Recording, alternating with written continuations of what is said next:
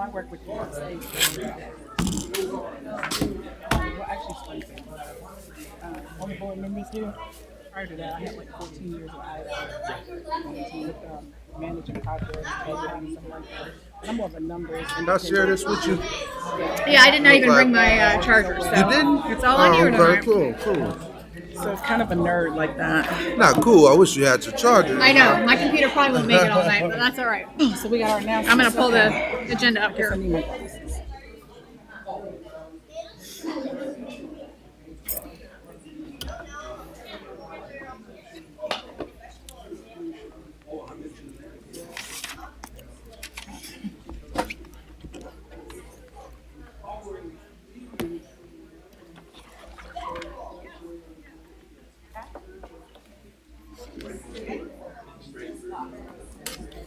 Miss Costa, you're gonna send me the flyer, right?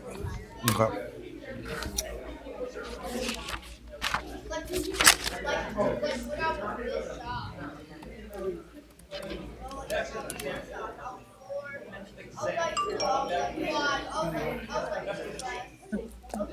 Do you guys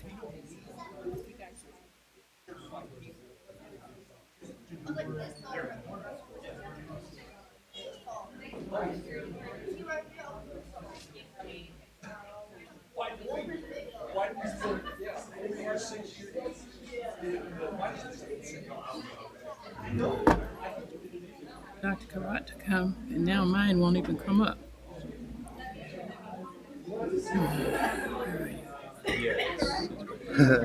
What school was it? Oh, college. Yeah. Was it? Okay. Cool. I thought. Well, I've been to LA a couple times, but I thought you were. I thought you was in like Compton. Yeah. I thought you was about to say Long Beach Academy or something. Oh, where is it? Yeah.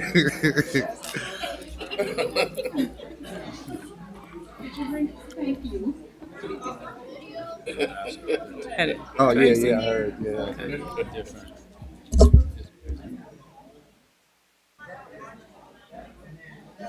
All right. Shit, that's the HR report.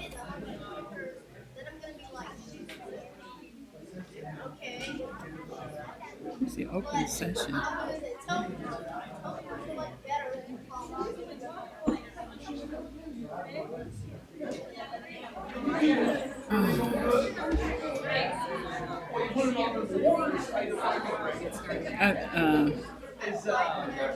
Hey, Greg. Greg. Where's it at? Greg. Oh. Yeah, go I'll send ahead. it to you from home because it's not on here. Is that okay? No, I'm just looking for the packet. Otherwise, I have a hard Here.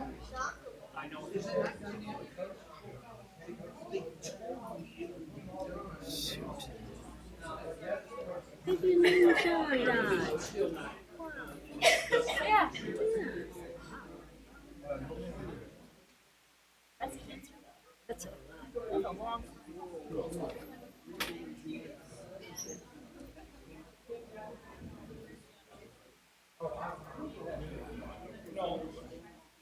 What time is it? We're running behind. 38? I'm looking for the packet. Looking for the packet. You want this one? No, I'm going to pull it up on here again. Student board member. Yes. Asia Parker. What is it? Acacia? She can introduce herself. Okay. Having trouble getting that packet, word packet for today.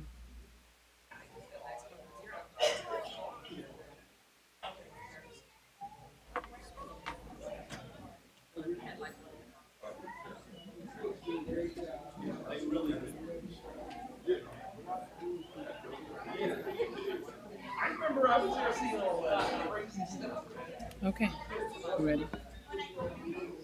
Everybody sitting down? You ready? Where did she go that quick?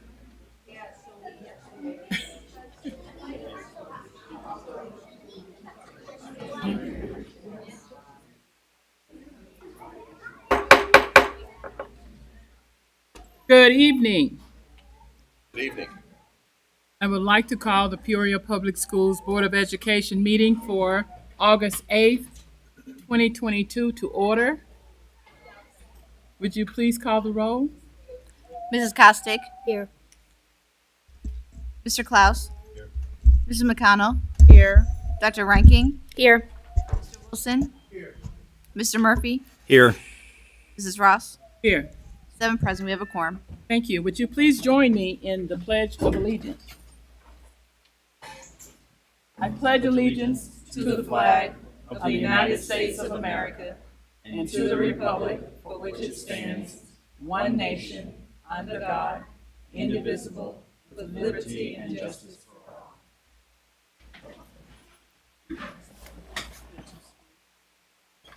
Yeah, I got it right here.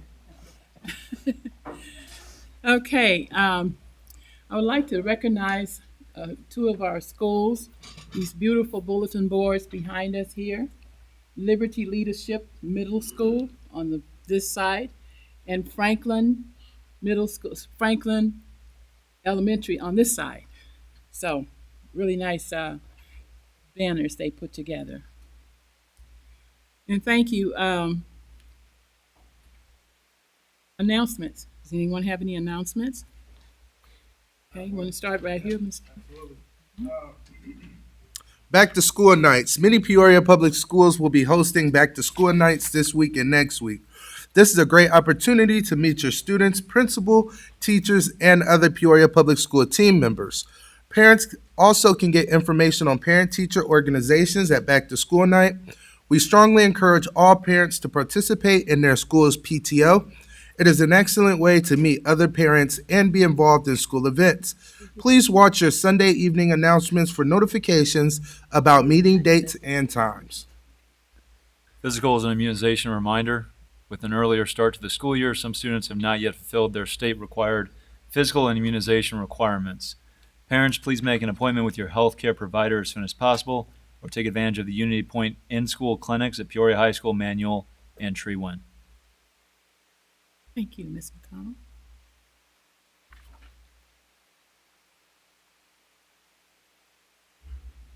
Peoria Riverfront Museum Fund passes are now available for every student K through 8th grade.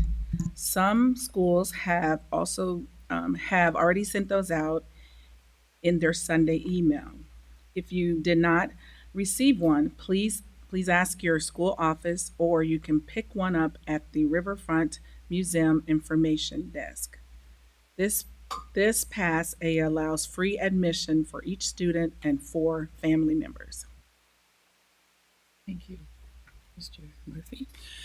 Peoria Public School Foundation grant applications. The PPS Foundation is accepting applications for its classroom, STEM, and field experience grants. The classroom grant is available to any pre-K through 12th grade teacher or staff member for projects to enrich the classroom experience for their students. Award amounts will be up to $1,000. The STEM grant is available for 5th through 12th grade teachers or staff for projects to enhance student learning experiences in science, technology, engineering, or math. Grants will be awarded up to $1,500. The Field Experience Grant provides supplemental funding for field trips that enrich the classroom experience for the students and support their classroom curriculum. Grants will be awarded up to $500. For complete details, go to ppsfoundation.org/teacher-grants. Thank you, Dr. Rankin. I'm going to come back to her. NWEA testing. The fall NWEA testing window is open Monday, August 8th through Friday, August 26th. Kindergarten through 2nd grade students are tested in reading and math, while students in 2nd through 12th grade test in reading, language usage, math, and science. The assessment also measures college and career readiness in older students. It's even more important than usual that your student get a good night's rest and get a healthy breakfast for their testing day. Thank you, Ms. Costa. Peoria Public Schools Job Fair. Excuse me. Peoria Public Schools will host a job fair on Friday, August the 12th, from 3 o'clock p.m. until 7 p.m. at the Administration Building, located at 3202 North Wisconsin Avenue. Come take advantage of on-the-spot interviews, job offers, and onboarding for certified and non-certified positions. Thank you. Thank you. And I have one. I want to welcome student board member representatives. Uh, Welcome to the 2022-23 Board of Education student members. Akesia, did I say that correct? Akesia is with us here tonight. Akesia Parker is from Peoria High. Kamala Breedlove is from Manual High School. And Zara Franklin is from Richwoods. So tonight we'll have Miss Parker give us a little bit about you and then read your announcement. My name is Acacia Parker. I go to Peoria High School. I'm 17. I'm a senior. My favorite classes are English. When I go to college, I either want to major in English or journalism. Great. And you have an announcement? High school Wednesday early dismissal. Reminder to high school students and parents that beginning August 10th, students will be dismissed at 1:30 p.m. each Wednesday. High school bell schedules for Wednesdays and assembly days are posted on the school website. Thank you. Next on our agenda, awards and recognition. Dr. Carrasco. Thank you, President Ross and Vice President Murphy and board members. Just really a quick update. School started last week, and an overarching theme, I would say, from parents, from students, from our staff, is that things went smoothly, and everyone, they're very, very excited to be back. A lot of you board members have gone to the schools, and you've experienced some of the excitement as well for yourself. I was pretty fortunate. I was able to visit all of our 27 buildings, which is a challenge. So I kind of challenge myself every year when school starts. It's a fun time. But I really wanted to say we really have a great team of principals. I would say August 1st, August 2nd, August 3rd, that's their time to shine. They've spent the entire summer. Hopefully, many have taken a good break and the end of the school year to plan. They come up with themes and just fun projects for their staff, their teachers, and other staff members. And board, I must say, we have the right people in the right seats on the bus in terms of our administrators. And central office and we witnessed firsthand their intentional planning of every detail for the school improvement days, the first two school improvement days, and also for the first day for students on the 3rd, August 3rd. I wanted to share, thank you, our PR director, Ms. Halima Nala. She put a nice little recap during that time as well. There were some renaming ceremonies. 5 schools were renamed. And President Ross, you were very, very involved. Ms. Kostick, you were involved. Actually, Dr. Rankin, you represented Reservoir. President Wilson, of course. So I asked Halima to just put a quick little slideshow together. Halima, I thought you did a very nice job with that. So Ms. Seipel, let's just share with the public and the board a recap of the school renaming activities for the 1st and 2nd of August. Thank you.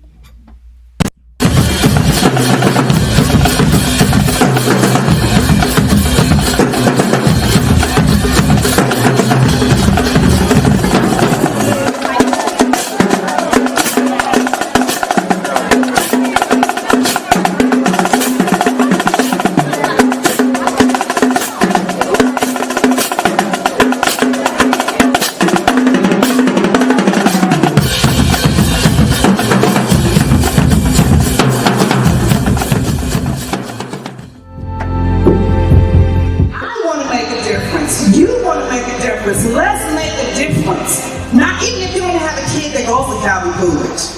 Make a difference in whatever school that they attend to, because they are relying on us. All right?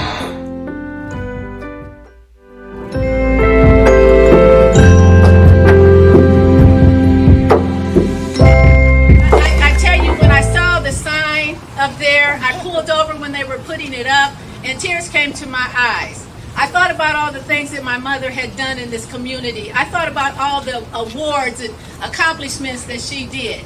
But one thing that I remembered is that she loved the people. And her greatest accomplishment was helping other people.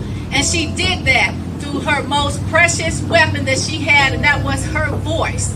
She used her pen to make sure that everyone had equal access to whatever it is that they needed to do. And I ask right now, and we hope and we pray that each child that enters this school year and beyond, that they realize her life's work and that it is an inspiration to her and all who attended here. Thank you very much.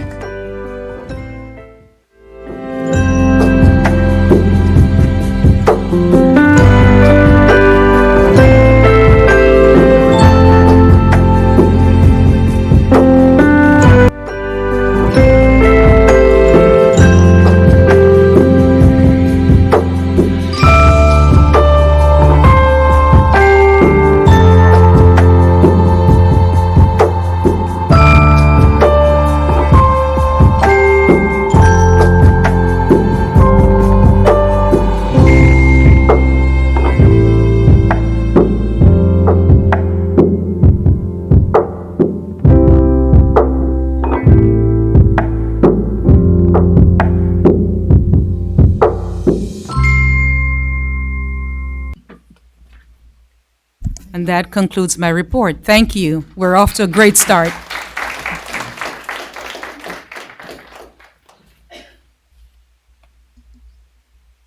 Thank you. You have other presentations, Dr. Susan Gershnich? Oh, I'm sorry. I skipped over a couple. This is student showcase. Good evening, board members. Thank you for allowing me to be here. Arnie Spiker, I'm the principal at Woodruff Career and Technical Center. Last spring, I was able to come here and talk to you about our students who won the state skills competition and qualified to go to nationals in Atlanta. And tonight we're here to honor the 6 students who won medals at nationals. We had a group of 4 entrepreneurs win 3rd place throughout the entire country, and we had 2 students in community service project win silver medal. So at this time, I'm going to introduce Chef Yeti so she can introduce you to our wonderful students. Thank you.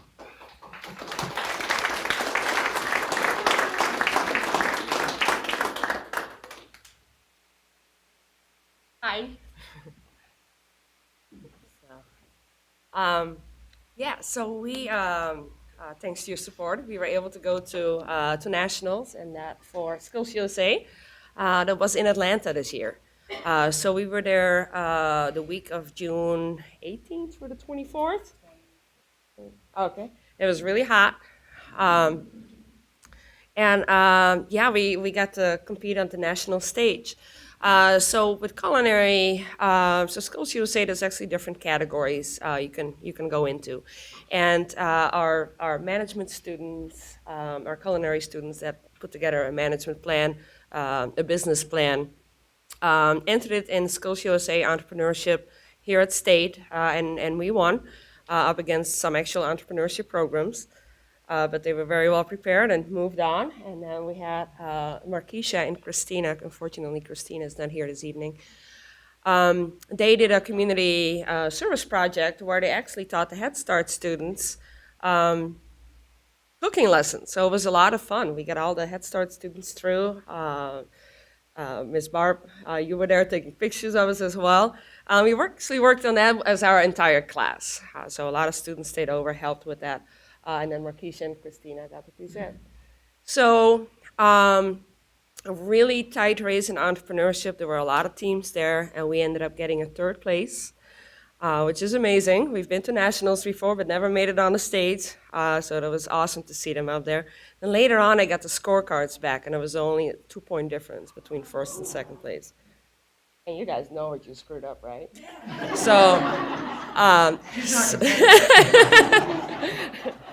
So hopefully we'll make it back next year, right? So, and they were all, it was sophomore and juniors, so we'll have another shot. And then Markeisha and Christina, they did an amazing job presenting the community action project that we did. And they ended up getting second place in the whole nation. So very amazing. It was awesome. And anybody like to talk about their experience, how it felt being up there? Don't be shy. We've seen bigger crowds than this now, right? My name's Trinity Morris, and I was a sophomore that she spoke about, but I'm a junior now as this upcoming school year. Being on that stage really motivated me to continue going and just press harder and make sure I accomplish everything that I want to accomplish. Thanks to Chef Eddie.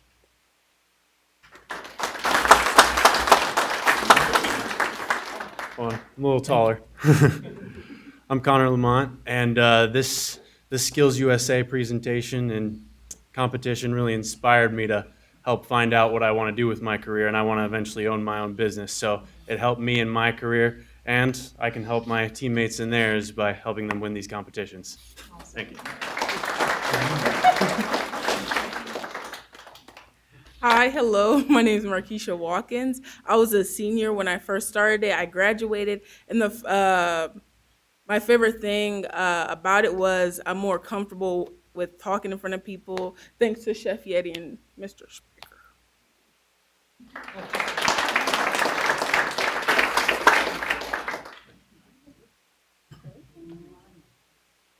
I must say, Chef Yeti is very, very passionate and just really good at working with the kids, believing in them, exposing them to so many strategies. And this is fun stuff because it's all hands-on.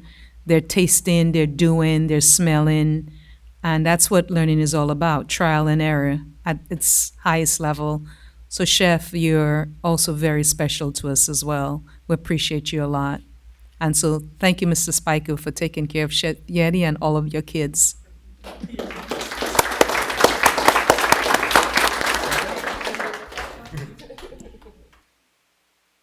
Chef Yeti, we're looking forward to you guys preparing us a meal soon. Yes, about that. We have a little construction going on, so we may have to wait a little bit longer yet. So yeah, I think the entire community is waiting, Chef. No pressure. Okay.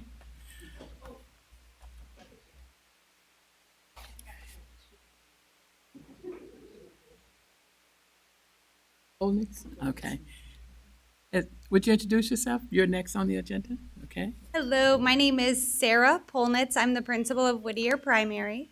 I'd like to say good evening, President Ross, Superintendent Dr. Karat, and members of the board.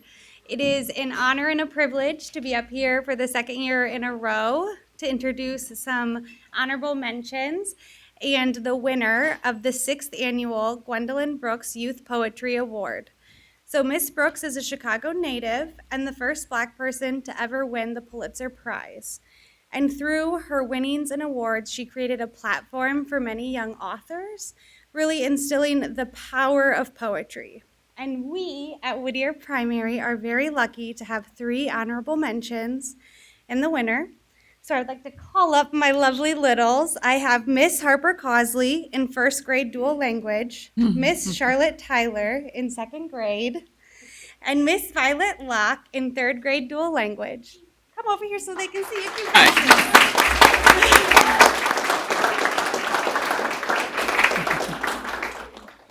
So these 3 young ladies submitted poems through the help of our lovely librarian manager, Mrs. Jennifer Brady, and they all received their honorable mentions just a few weeks ago, right? 1 or 2 weeks ago. Yep. You want to have them step up? Yeah, and Miss Brady gets a medal as well. Yes. And then also we have our overall winner, who was in kindergarten when she wrote the poem, Miss Charlene Dominguez in the 1st grade dual language program. All right.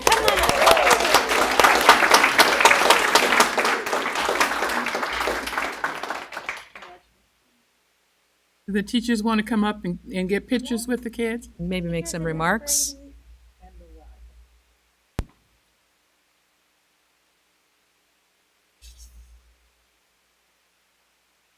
You can go in, Miss Waddy. Go ahead. I mean, Miss Polnitz. I'll waddle back in. Okay. Barb, Did you take get one another of her with Yeah, the principal. Ms. Polnitz in? Thank you. It'll probably be in remarkable times. Thank With you the so parents, much. parents of these students, parents and relatives of these students, please stand. Thank you all.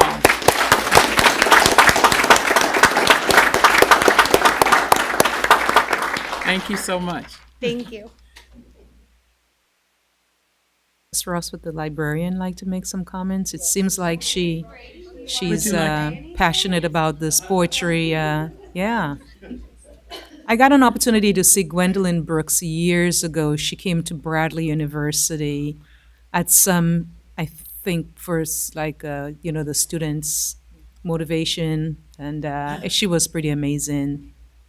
Well, this is the second year we've had students. It's the 6th year of the contest. They revived it at the 100th anniversary of her birth, I believe. And so this is the second year we've turned in poems, and the second year we've won. And we were the only non-Chicago school to have winners, so that's exciting. And I start with Poetry Day 1. Our school is named after John Greenleaf Whittier, Yes. who was a poet and an abolitionist, so we start with poetry. And it's helpful for me because when I read aloud, there's less words, so I don't run out of energy. So it works really well. Thank you. Awesome, thank you. Thank you so much.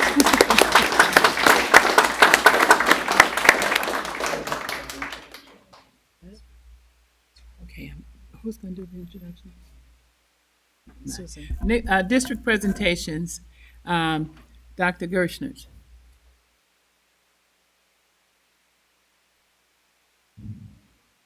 Yeah, are you not down here? Okay. Thank you. No medal for me, right? Okay. All right, so this is just to update the board on snow day e-learning plans for this new school year. Go ahead and switch slides. I'm used to pushing my own buttons, so to speak. We use the e-learning snow day option when school travel is going to be too hazardous for staff and for students. And so this has been a nice option for the district over the past 3 years. What this does is it alleviates us using emergency days that would have to be made up at the end of the school year, thus going further into the summer. It also provides an opportunity for continuous learning.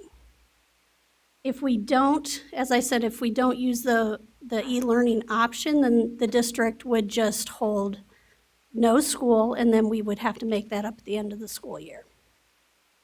So this is just the school code that allows e-learning days in the state. This started a couple years ago, I lost the year, hold on. About 3 years ago, 2019. Yeah, not that many years ago, right? We started e-learning and we went through the process. It was our very first time.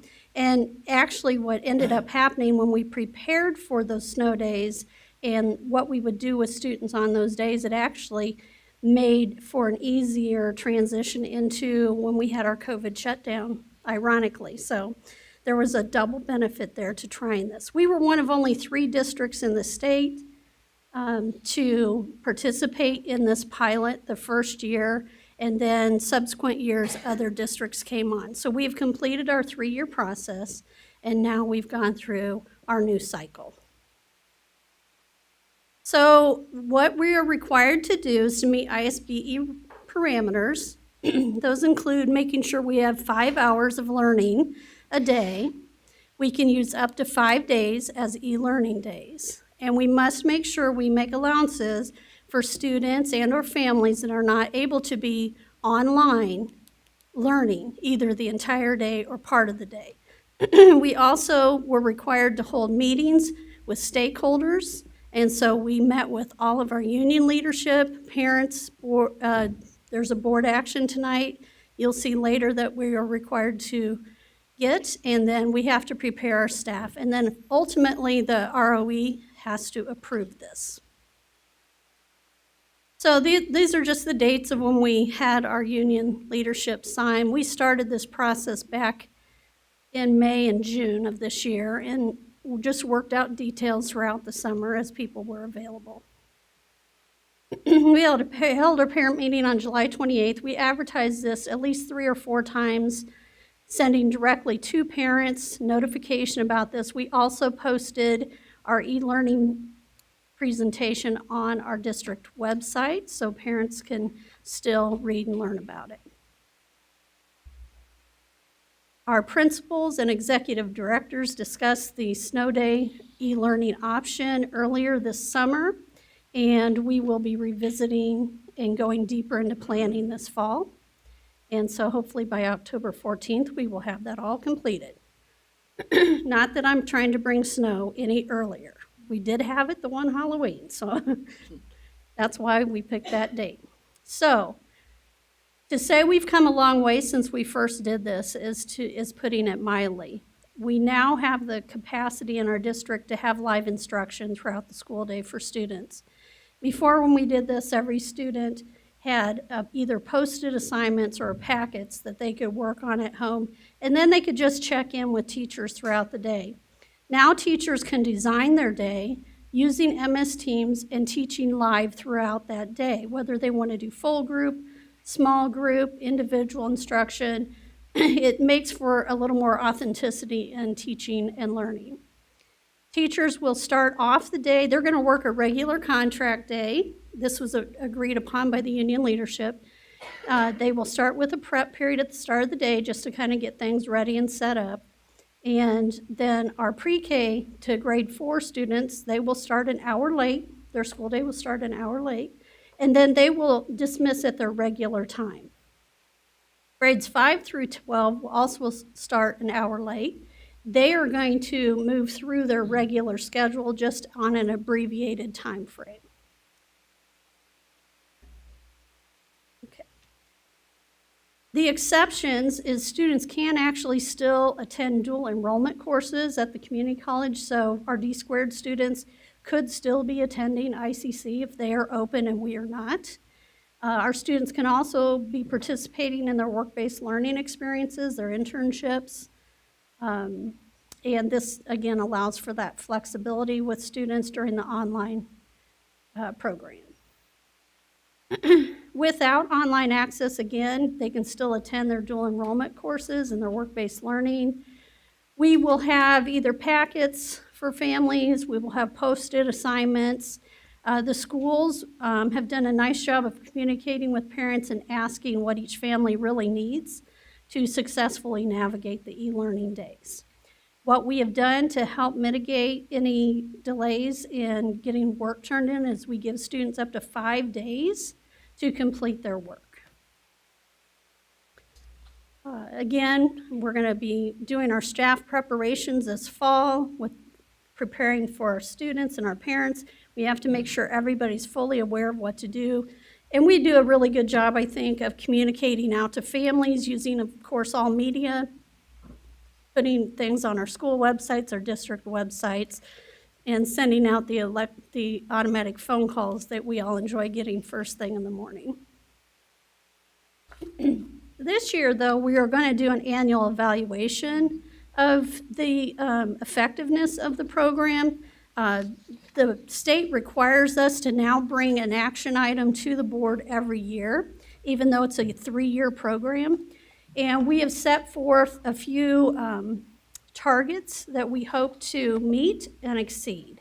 And so that's what we have up there. This will also include a parent survey to determine the, for lack of a better term, worthwhile aspect of the online learning or packet learning while students were off for that day. We have some anecdotal information of us interviewing parents, principals talking to parents, but we want to come back and get some quantifiable data now. And I think that is it. Okay, thank you. Thank you. Any questions of Dr. Gershner? Board.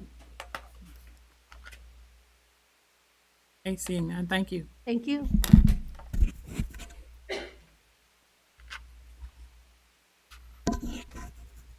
Okay, next on our agenda, I'll let Dr. Karat introduce the speakers. Thank you, President Ross. you, we've always talked about safety, you and I, and then Mr. Wilson, Board Member Wilson, last year as president, planted this idea in my head to kind of get some additional feedback from staff, especially in light of what we've seen happening nationally. And so what we ended up doing as a team is drafted some questions based on that. And we went through the questions and made it better. We included research. We included Tracy, you were a parent from that perspective. And it was created a survey. Chief Boone and Captain Gould also assisted with that as well, said, hey, here's just what we came up with. Let's refine it and make it better. And it was part of my convocation the first day. There was a QR code, and so staff members could take that, the survey to give us some additional feedback. So our Peoria Public Schools Chief of Police will be giving us some feedback on that. I wanted the board, since the board planted that, Yeah, Peoria's chief of police. our director of safety for Peoria Public Schools. And in addition to that, I also asked the chief of police for the city of Peoria. We all know him, Chief Echeverria. He's amazing. He's all over. He's personable, playing basketball with kids all over the neighborhoods. We also had our safety director, our police chief from the city, his assistants, some additional staff. We just sort of put our heads together, calibrated, and talked a lot about safety scenarios, alignment, and I felt very, very good. I felt very safe about that conversation, Chief.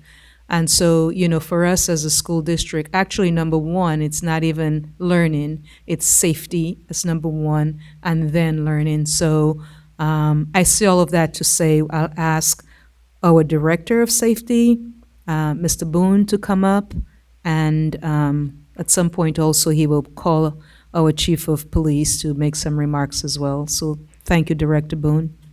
Thank you. Good evening, President Ross, Dr. Karat, and members of the board. I kind of wanted to highlight this survey. When I looked at the responses from the survey, I was very happy with a lot of the stuff that we saw on here. Definitely thank you, Tracy Jones and Dr. Karat, for spearheading this. This was very good to digest for our department, so we can shore up some things and work on stuff to improve safety. So when we look at this survey, you look at the participants that were there. You have administration, non-certified staff, teachers, certified staff. We had that parent in there, and then other. So we had a wide range of people that we looked at. You can scroll down one more. And then all the schools that participated that were in there district-wide. So when we kind of looked at this first question, what I was very pleased to see is that with all the questions, a big majority of them, they kind of felt comfortable about school safety. So that first question there, my school community has visible, tangible safety measures in place.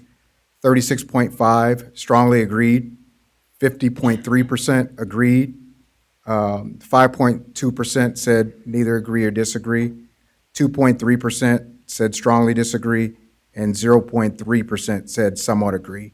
And I think that's a testament to the active assailant training that we've done. Even pre-Uvalde, I think, Cap, we've been doing this 4 years now. And Captain Gould actually helped partnership with Peoria County and Peoria Police to help write the active assailant training that we do with the staff every year. We highlight everything as far as the crisis plan, the run, hide, fight mentality. And Peoria Public Schools was ahead of the curve on this, so much so that I get calls all the time from other school districts to help shore up their school safety plans. So I think that helped with our staff feeling comfortable, over 80% in there. The next question there, my school community knows what to do in an event of a school-based emergency. You had 34.9% strongly agree, 52.9% agree, 8.4% neither, 3.1% disagree, and 0.7% strongly disagree. So again, that active assailant training, when we, have these meetings, especially this year when we started, you're getting more questions because of what happened in Uvalde, and they're asking about scenarios. Hey, what do we do when this happens? What do we do when that happens? And one thing I stress to them is things are fluid.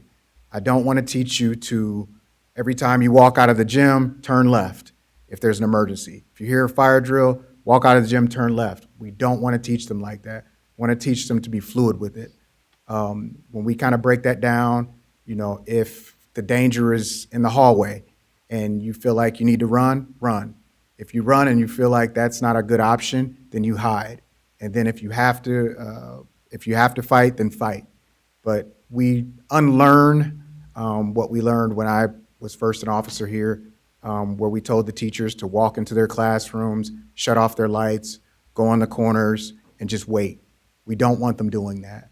What we do for 4 years now is teach the staff the run, hide, fight philosophy.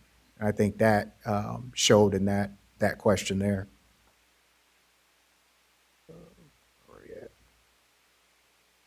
The next one is my school community has specific plans in place to ensure safety of individuals with special needs. This one had a little bit of a dip to it. 30.1% strongly agree, 46.7% agree, 17% neither, 5.1% disagree, and 1.1% strongly disagree. When we do site assessments, there are specific buildings. I won't go into detail on that for safety, but there are specific buildings that we are singling out to say, hey, what can we do to add to safety? Because you have buildings that have students with, higher special needs or students that are handicapped, and we have to plan for what are we going to do. There again, we say that's fluid. If you have to shelter in place and that's the best option, use that. But we have to plan how to shelter in place and have a plan B and C after that. The next one is my school community knows where and how to report safety concerns. 33.5% strongly agree, 53.8% agree, 8.4% neither, 3.7% disagree, and 0.6% strongly disagree.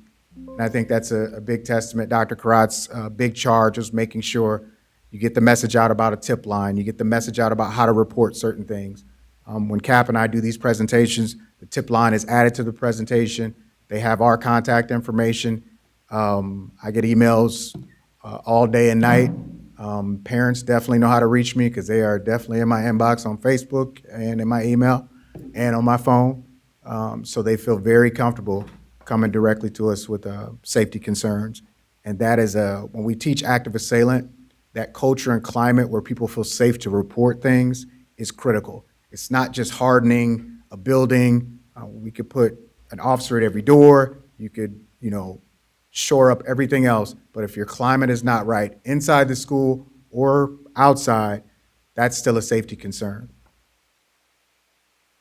What's next? My school community knows what to do should a school emergency require students and staff to reunite with families. 23.8% strongly agree, 43.6% agree, 21.1% neither, 10.1% disagree, and 1.4% strongly disagree. This one I kind of expected a dip in it. I know when I first started as an officer, I was at Tree Wind School, and we actually had the media show up, and we used to walk the kids from Tree Wind to our off-site. The media recorded it. Bad idea today. We don't want that information out. So I understand that people are a little bit nervous about, hey, if we have to go to a site, how do we reunify, things like that. And off-site is a perfect science. When we thought about these off-sites, before kids had cell phones, everybody in that school building is a reporter. If I have children that attend Peoria Public Schools, if there's an active assailant event inside of one of their schools, you're not going to stop me from going to the building, no matter what you send me or tell me, go to this offsite. So we understand that, and we have to plan around that. So I understood the dip in the questions there. but an offsite is like a perfect science. If an issue happens, we want an offsite where parents and media are. We want an offsite where we can take children. But again, we teach that run, hide, fight, and that fluidity. So if we start going to that offsite, we find out their offsite is compromised, we regress and go back into the school building. We do what's important in that moment. My school community takes feedback about safety seriously. 40.5% strongly agree, 44% agree, 11% neither, 3.1 disagree, and 1.4 strongly disagree. This one was really good to know that, the schools take a lot of feedback. I know when Peoria Police comes in and we do those drills, they're very critical. One of the things that Assistant Chief Dixon with Peoria Police said is when he comes in our schools, he has to find and nitpick things to ding us on because he knows we're pretty prepared. Other school districts, not so much, but I think that question kind of lends to the staff taking that feedback seriously and implementing it. And then finally, we kind of rated the preparation or the preparedness for school community in the event of each of the following. And they addressed active shooter, bullying, sexual assault, physical attacks, substance abuse, and discrimination. And those kind of vary, but those gave us a really good clue on the types of things we may need to present in primary schools, drug intervention, sexual abuse discussions, a whole list of things to address, to younger kids so we can kind of help that. And then what safety measures are working well in your school? A lot of the schools were bringing up, cameras, SROs. That was good to see up there. I was very proud to see that. Doors locked, drills and safety plans. A lot of them feel, very comfortable. And then when you're looking at what are your building level concerns, again, it's the same thing. A lot of it seems like environmental design. So you'll see doors, propping doors, doors that don't close, doors that don't, open correctly, need more cameras. Those are environmental designs. Dr. Karada gave me a directive to have a one-on-one this summer with all of the principals. And Cap and I ran to every school, talked to every principal. They gave us a whole list of things to improve. Cap is super meticulous. If there was a door that wasn't shutting all the way, we were taking care of that. If there were windows that weren't shutting all the way, we were taking care of that. Buzzers in certain doors. We just went straight down the list to make sure that all buildings would have some sort of added safety.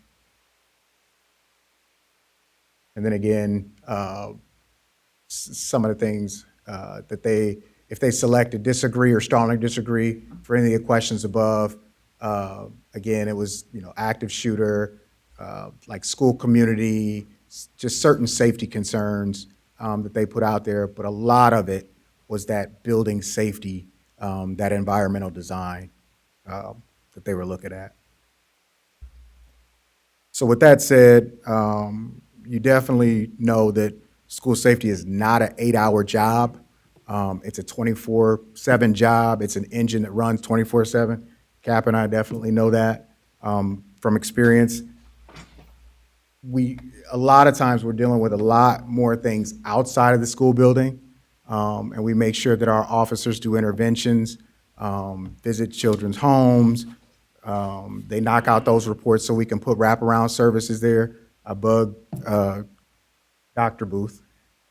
I bug him all the time. I mean, when there's a shooting that happens in the street, we're texting each other. We're looking for ways to put help in place for students. And those things are really critical because sometimes kids leaving our school building is their highest trauma.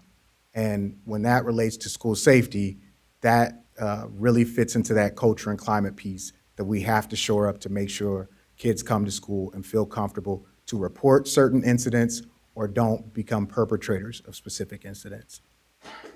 And this is why we're embarking on a partnership with the Peoria Police Department. So I'd like to introduce Chief Echeverria, who is a ninja, because I did not hear you move. And he'll discuss not only our safety partnership in times of crisis and how their response is, but our new proactive effort that's on the agenda today. Thank you. Yeah, that's the Marine in me, swift and silent. So, thank you. Good evening, President Ross, school board members, and Superintendent Dr. Karat. I won't reiterate what Chief Boone has said, but I will say this, is that the staff, I believe you have 29 SROs at the school, and in my year here, they do a phenomenal job at keeping the school safe. The communication that Chief Boone and I have, my phone goes off at all hours. His phone does too. We make sure that we have great communication. I think that's what the public doesn't get to see, is what's behind the scenes, is during the week, what happens during the week, we brief on our staff and his staff, share information. What happens on the weekends with us, we share with the school, and we'll continue to do that because we know that, like Dr. Karat said, safety is a priority. It's a priority for us. That is the number one thing. In 1993, I took an oath in the United States Marine Corps to lay my life down for this nation, and in 1999, I took an oath to lay my life down for our local government as a police officer, and we will continue to do that. And there is no higher call, no higher calling. If we have an active assailant, I need you to know that you will have every available officer that is working there and every available officer that is not working there. So during the school hours is when we have the most officers at our police department working. This is when we have the most people. Our detectives are working in CID, our detectives are working in SID, we have our NSU unit is working, the whole command staff is working, everybody is working. And when I tell you that everybody will be there, I will be there as well as our command staff will be at an incident of this nature. Now, let's hope and pray that that never occurs, that our communication, that we are able to find something before it occurs.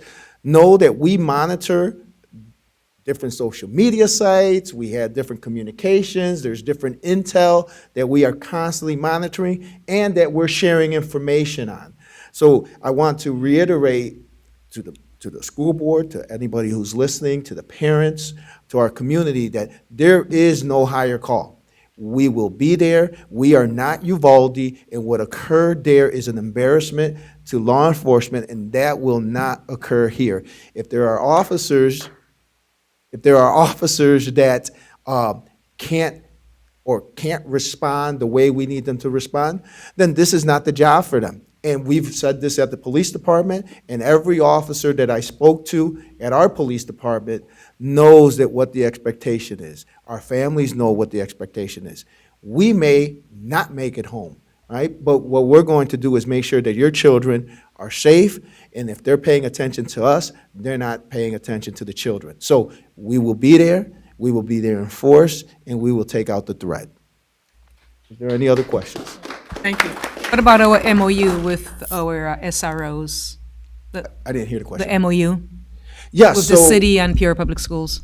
Yes, so yeah, there's an MOU that's, we're just waiting for some signatures, and once we have those signatures, we're gonna work through the process of making sure the SROs know how to use our body cameras.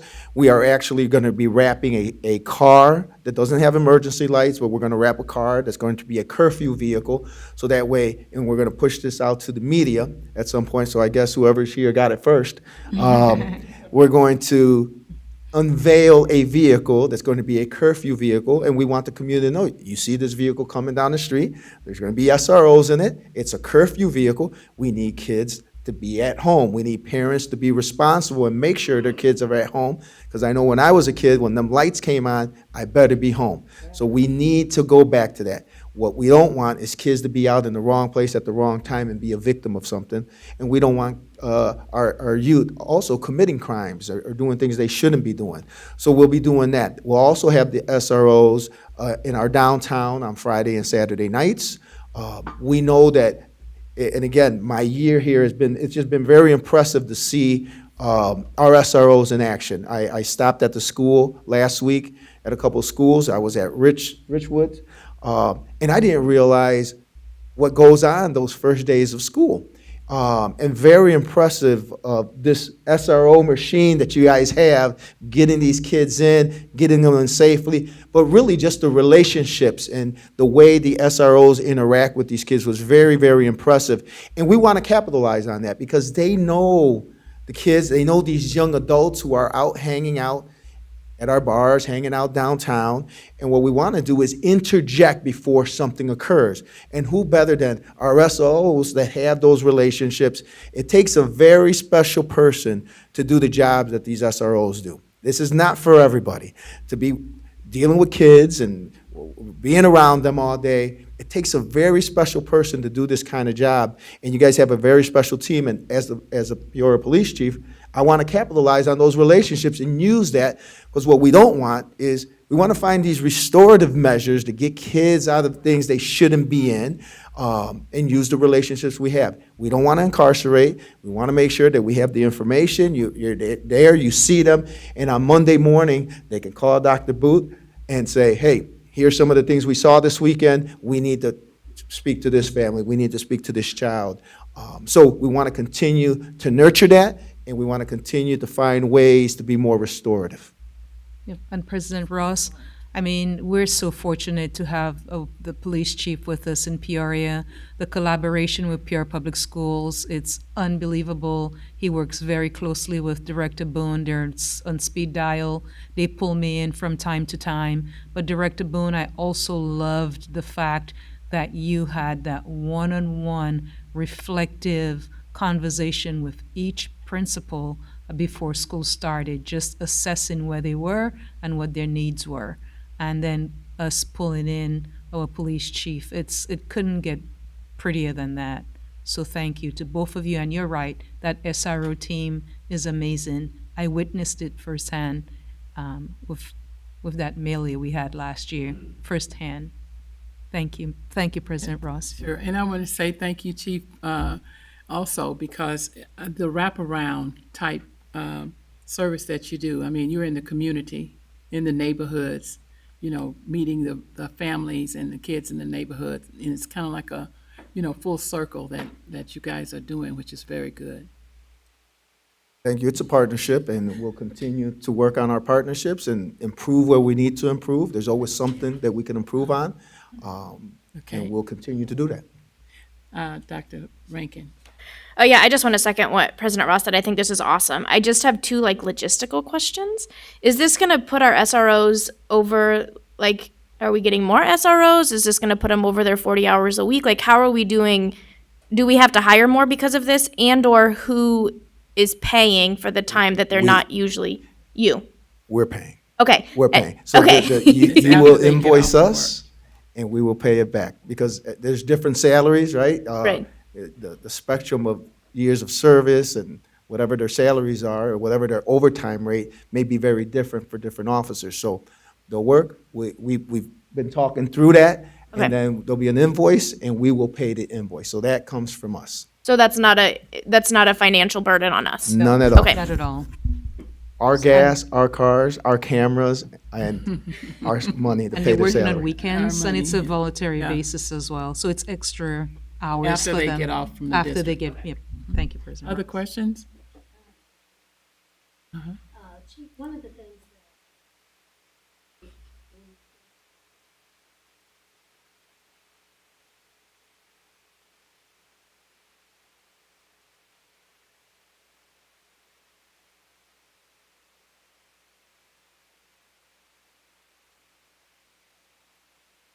happen is that there have been incidents that have occurred, and the community is like, well, what happened? Where, what's going on? Is the person still at large? And so I commend you and your team for that transparency, because it is good that we find out that something is going on, where it's happening at, what precautions that need to be taken place and everything. So I commend you and thank you. Thank you. Ms. Kostick, I have never seen that level of collaboration as well. It's unprecedented with the city of Peoria, specifically the police department. There was one thing I'd like to say about the presentation that was done. I would really like to see more parents interviewed so that we see whether they feel comfortable or not with your kids being at school. So if we could like do a separate one for parents to kind of get some of those, those answers from them. Any other comments or questions? Thank you both. Oh, I didn't see your hand. Your mic is off. There we go. Going off of what President Ross just said, as a parent of a student in Peoria Public Schools, thinking about the active shooter drills, we as parents technically shouldn't be able to answer yes that we know what our students are doing, right? During an active shooter drill. That is putting too much information out into the community. Well, some of it. Okay. I mean, like I said, the kids are a part of some of the drills, but like I said, it's fluid. So Right, okay. things will change. I'm never going to be able to say this is exactly what you do during an active assailant issue because it'll change. Things are Right. fluid. So I guess I'm just thinking about as a parent, if I was answering those, some of them I wouldn't know, but I would hope I don't know until it, until it could happen. So I guess that's just kind of what I'm wondering. If we do a more parent survey, I wonder if some parents should know and/or would know some of that stuff because you're not in it all the time. Does that make sense? What I'm trying to say? Yeah, and some of that data was skewed by, it's tough when you mix law enforcement and education because we're trained kind of in that combat role. And I can't expect a custodian, a teacher, anybody up there to automatically switch into combat mode off of one active assailant training. So, it's one of the questions somebody put on there is they wanted all bulletproof glass. I mean, it's not feasible to do that for every school, but to them, that's a safety mechanism. Whereas we'll get in the weeds is we need to make sure that there's a climate of culture of safety, make sure the doors are locked, make sure this happens, So it'll get skewed a little bit when people that are not, and I hate to say traditional combatants. Because after we do the active assailant presentations, some of the questions we get, one respondent said, I ask questions, but I don't get a direct answer. And I can't give you a direct answer to what do I do if the shooter is shooting in the hallway. If I tell you to go out and there's another shooter out there, or if I tell you to go out a window and there's another active assailant, I'm wrong there. So you utilize the best option at hand. And for some people, that's not a good enough answer. So sometimes that'll skew the data. So, yeah. Ms. Costick, and then Mr. Murphy has one after you.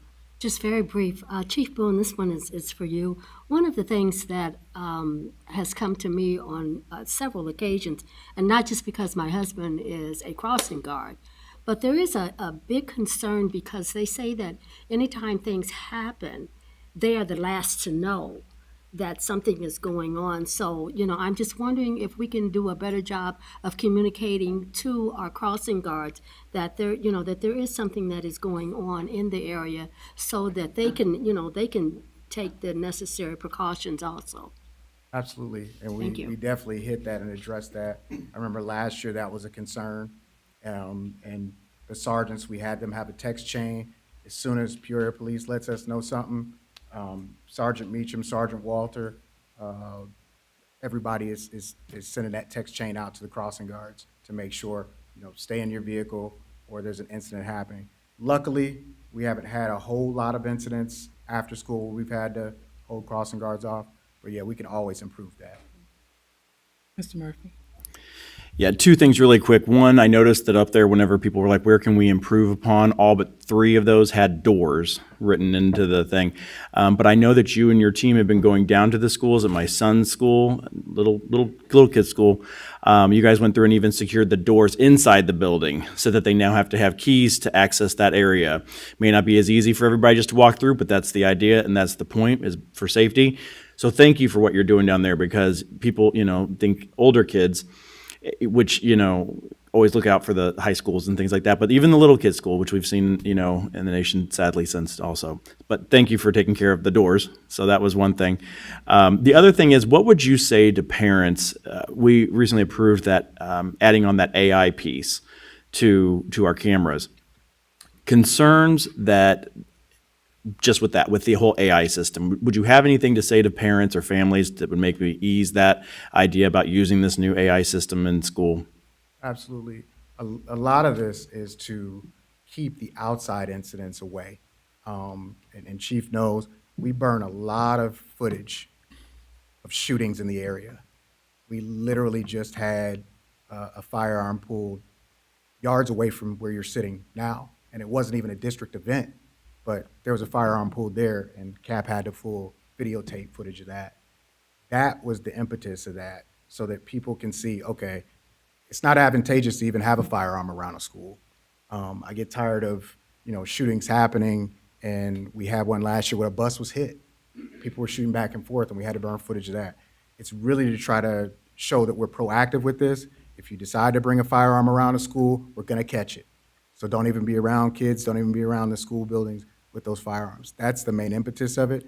And then if you had an incident like Uvalde, we would be able to find out about that information a lot sooner and be able to neutralize the threat. So that is the main reason that we got that AI. Can I say something real quick about that? Because we get these questions all the time with our cameras and stuff. It's what I like to tell the community, it's another tool. It's not the end result, it's not the end all, but it's another tool in our toolbox, and it's another tool in his toolbox to really make sure that everybody is safe, that the school is safe. There's some mechanisms in place to really observe it, see what it is, confirm that there's a gun, confirm that there's something else. But it's a tool. This isn't going to stop it, prevent something. It may prevent something, but it gives us an opportunity to get ahead of it before something occurs. And so it's another tool in the toolbox, and we have to stay consistent with technology. And this is an opportunity for that. Yeah, I'll be real brief as well. Thank you, President Ross. Thank you, Dr. Karat, for doing that survey. That was definitely something, I think all of us in this room, number one priority is school safety. Thank you, Director Boone and Chief E, for this collaboration. I see a lot of good things coming from it. One thing I think from this, one thing that I would vouch for is for just updates throughout the year, on school safety, if we can, whether that's every month or 2 months. I think that would be good for the board to know and for the public to hear that's watching some of the things that, because we're not finished by far, right? So just a suggestion. Thank you. Thank you both. Thank you.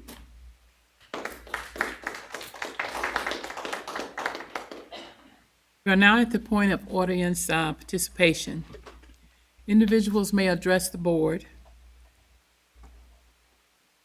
with up to 5 minutes, 5 minutes for each person, not more than 20 minutes for each subject. And we ask that your comments be professional, respectful, and remember that our children are watching us. The first person on this list is Mr. Terry Knapp.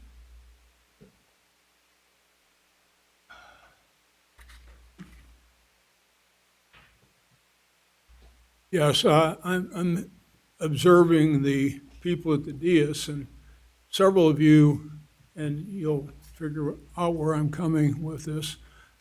When I was in high school and grade school in District 150, when I had freshman speech class, Ken Camp and Dane Harris, who you may or may not know, but they were at Woodruff, and they went on to run the speech school at ICC for about 30 years. And they were sure to tell me, as was every one of my English teachers, that when you address a group or speak at the podium, you never chew gum. And they made this apparent. I had occasion to see two people, administrators, happened to be Miss Wilson and Miss Wood, kill the gum here about 8 months ago. And I went to her, to Dr. Karat, and I mentioned this. I said, it's totally unprofessional. I asked the kids tonight, can't chew gum at the national presentation or the state presentation. I asked some speech kids that I taught at Woodruff and Richwoods, and they said, oh no, can't ever chew gum in public when you're presenting, never. And I think it's terrible. I mean, you weren't speaking, you people, but at least 5 of you were chewing gum tonight at the dais. And if it had flipped to presentation mode, you're out of line. Somehow you didn't go to school or you didn't hear it. This young lady are you from Central? She's not chewing gum, are you? I mean, if you are, you're hiding it tremendously. Several of your peers on the dais are not hiding it, okay? The 2 ladies that presented last week and presented before, when I brought this to the attention of the public and should have been brought to their attention, they got doctorate degrees. Chewing gum at the podium shouldn't happen. That flips, and I'm thinking I'm detecting a reaction from one of the board members, Ms. McConnell. Last meeting, I mentioned something about certification and qualified teachers, and you kind of blew it off. Matter of fact, you said, well, you know, sometimes the teachers are better if they're not qualified. I mean, that's kind of a quote from you last time. And I'm telling you, a lady, Mimi McDonald, who had 2 special ed kids in the district, who has passed, she sued the district several times over the fact that her special ed kids were not treated according to the law. And the school district lost. And if she were alive today, she would have taken exception to your comment last week or 2 weeks ago. And I think it's very important that you get up to speed, because the district, we had 12 law incursions with the district, won 11 of them. Usually the teachers union wins 1/3. You lost 11 out of 12 because the board members and the administrators didn't even read the contract. You vote on the contract and you don't even read the contract. You know, or the principals didn't read the contract, because I went in and showed them exactly where they were wrong about 20 times. And the smart ones corrected it. The ones that weren't so smart were in front of a labor judge and lost. You know, I think maybe, and I can't swear to it because she hides it pretty well, your lawyer was even chewing gum. I don't know that to be a fact because I didn't look in her mouth, but, you know, she was chewing something.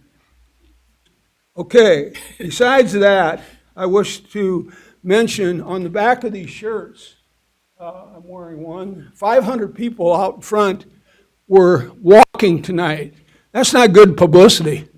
You know, when all these school districts around the area, their teachers see what's going on here, we give money to Quest like it's free, just millions. You know, and we can't even treat our teachers with any dignity and say, well, we don't have any money, we just gave it away when we changed the names of the schools, $100,000.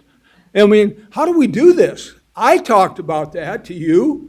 How can you spend that money here? How can you spend the money, the millions of dollars to Quest, for uncertified teachers? But, you know, when your attitude is you can find uncertified teachers that are better than certified. Thank you, Mr. Knapp. That makes no sense. Thank you, Mr. Knapp.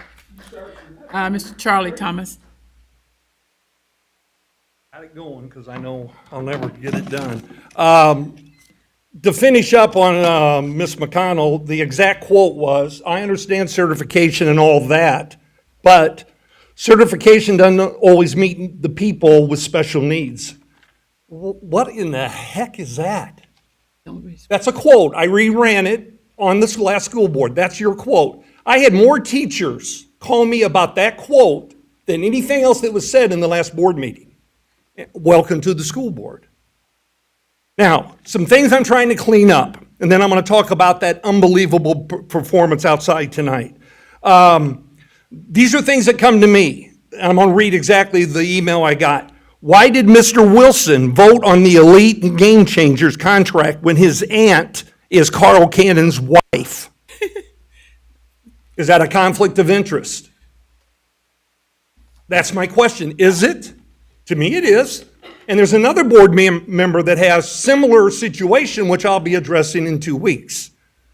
Nobody want to answer that? No, you always wait till we're done talking, then you say stuff, then we got to wait 2 weeks to come back and correct the things you said. Miss Ross, I never found anything where you taught anywhere. I looked. You taught school somewhere? I've looked everywhere. There's no such thing. If you did, I'd love to be told wrong, because you said you taught 2 weeks ago. Now, the teachers showed up tonight. The new count, by the way, is 850 teachers. 850. I got a text just a minute ago. 850 teachers show up because they're trying to get enough money to stay in this profession. And believe me, it's hard. I was in it for 35 years, and I am not a rich guy, and I don't care nothing about that. But 850, and I think, I don't know how many teachers we have, but you know where the rest of the teachers were? Working their second job to provide for their family, because the one job is not enough. I mean, if we look at the cabinet and Dr. Karat, I mean, look at that money. Holy cow. I don't know if any of them have taught in the last 10 years. The teachers do the hard work. The superintendent and the group here have the easy jobs. They got the easy jobs because they rely on the backbone of education, which are teachers. You know, I get someone texts me the game changer salaries. It's just amazing to me. Game changer manager, $40,000. A teacher makes $42,000 and probably has student loans to pay back because they had to go to college and get a certification. That's required to be a teacher. It's required for Dr. Karat and all these men and women down here. All had to go to college. This guy didn't. He might not even graduate high school. Maybe he didn't go finish high school. Maybe he got his GED, which is great. But I'm just saying, don't compare this person to a teacher. Game changer intake supervisor, $34,000. Game changer supervisor, $36,000. Senior data analysis, $36,000. And then they got about hourly employees. You're saying the same thing over and over. And I'm sure that the Cannons are probably doing 4 or 5 of these jobs themselves. I think Carl's wife works there too, so it's a family affair. And I think they list, who I'll never say a bad word about in my life because I respect him so much, Derek as the principal. And I know Derek just got his Dr. Booth, I'm so used from coaching against him. If he got his type 75, he is qualified to do that. I don't know, it's not my business, but he should have a type 75 if he's the principal, because you can't do it without a type 75.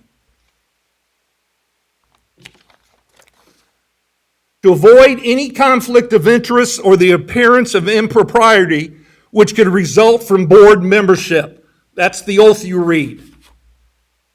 If you're related to someone that you vote them a contract money that should be going to teachers, you shouldn't be voting. Now, I don't know the gentleman that well. I don't know him personally. I don't know anything about him. That is what came to my attention. And Martha, I will come up here and apologize to I blew in the face if you show me where you were a real teacher. Thank you. Thank you. It's Mrs. Ross, if you don't mind. I didn't hear you. I'm sorry. Thank you. Next on the cards are, I believe it's Dan Walther. Did you fill out a card? I did. Yeah, I don't recognize your last name here. It's not written out. It's Walther, Mrs. Ross. Yeah, I know your last name, but on the paper, it doesn't look like that. Bad penmanship. First of all, my name is Dan Walther. I live at 3602 Kingston Way, Paris, that is, in the 2nd District. First of all, I just want to congratulate Chef Getty and Woodruff. There are several of us here that believe Woodruff High School should never have been closed. However, what we're doing with Woodruff, and I say we collectively, I think is wonderful. And what Chef Getty is doing is remarkable. She's consistently been really good. And we're preparing people. If you notice, the people who succeeded there were not people who were just chefs that made a little souffle or something. There are people who are going to be in management that are going to run a restaurant. And so what we're doing is we're creating jobs for the future. And I think what's going on at Woodruff, if it's not going to be a regular high school, what we're doing is remarkable. Negotiations, I'll bring this up. We shouldn't have to have 825 teachers marching around this building. This district has the financial ability to make a settlement here. The issue tends to be, from what we've heard, are language items. Teachers needed to be treated with respect. There was a quote from Jeff Atkins Dutros about 2 years ago. So we don't have a recruitment problem, we have a retainment problem. We're gonna have a recruitment problem. I think teachers told you when we went to this modified schedule, we were gonna lose some teachers. We lost some teachers. Am I blaming it all on this schedule? Don't know, but I know it's a factor. I know we have short teachers. How do I know that? I've been called to substitute 9 times, 10 times in 3 days. I am presently substituting in the district. And I know that that's an issue. I got called, I got a text 3 times after 8 o'clock this morning to go to a school because they were needing a sub at that school. That kind of segues into the next situation is the bus schedule. I'm at a middle school right now, and one of the things that when I was on the board, Mr. Adler and I tried in vain to change the time schedule.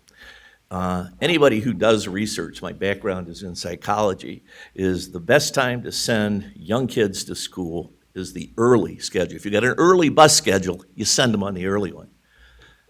Middle school and high school, late schedule. That's when you do it. All kinds of reasons for that. Kids are going through puberty, circadian cycles. There's all kinds of reasons you do that. You had a chance to do that right, but what did you do? I've got middle school kids that are showing up. School starts at 7:15 at the high schools and middle schools. Worst time you could do that. I did a thing with my kids, and I said, here's what I want you to do. I'm giving you a little slip of paper. You put on there whether you're male or female, how old you are, what time did you go to bed last night? Average time, and this is 6th and 7th graders, was about 12:30. And I say average because we had a couple of kids that went to bed at 10, and a number of kids that went to bed at 2:30 or 4. Okay. Starting them, which means they have to get up at about 6:15 to make it here at 7:15. We're not helping them. Sunday night, I'm watching the NBC News, and there was a report that just came out. It's about the 87th report that shows that lack of sleep hurts student performance. It hurts it academically. It hurts them in the way they act in school and stuff with it. A kid at that age is supposed to get 9 hours of sleep. Well, let's see. We start them at 7:15. You're not going to get 9 hours of sleep unless you're going to bed probably about now or 9 o'clock. We know they're not doing that, but we're not helping the kids by ourselves. You as a board and administration failed. All you had to do was flip-flop what you're doing with the bus schedule. Safety. I found it incredulous that a number of people up here said the thing we care most about is safety for our kids. Not that you had to listen to me, but at the last regular school board meeting that you had, I pointed out the fact that we were qualified at that time to have at least 6 armed guards in the school. Do I think that arming the guards in the school is a total answer to everything? Absolutely not. But it's a tool. It's a tool that these people meant. And when the police chief comes up here and says, by God, he says, I took an oath, and if something comes up, I'm going to put my life on the line, and I believe him. And I believe that about our security guards here. But right now, we're putting them on the line, so if somebody comes in and attacks one of these schools, all they've got is a taser. They don't have a gun. I'm not a gun advocate, but I don't want me to have it. I don't want teachers to have it. I want my guards to have it. I don't want them running after an active intruder with nothing to protect them. I'm asking them to protect our schools. I'm not asking them to commit suicide. And when I said that is we had 6 at one time, but Board President Ross saw somebody in there, and so we don't have that. We have an opportunity. I'm going to ask for about 30 more seconds. The policy that you have right now is between the superintendent and the chief. You can assign as many people into that, qualified people to do that. You haven't done that. So when you say you're for safety, don't kid yourself with that. Thank you.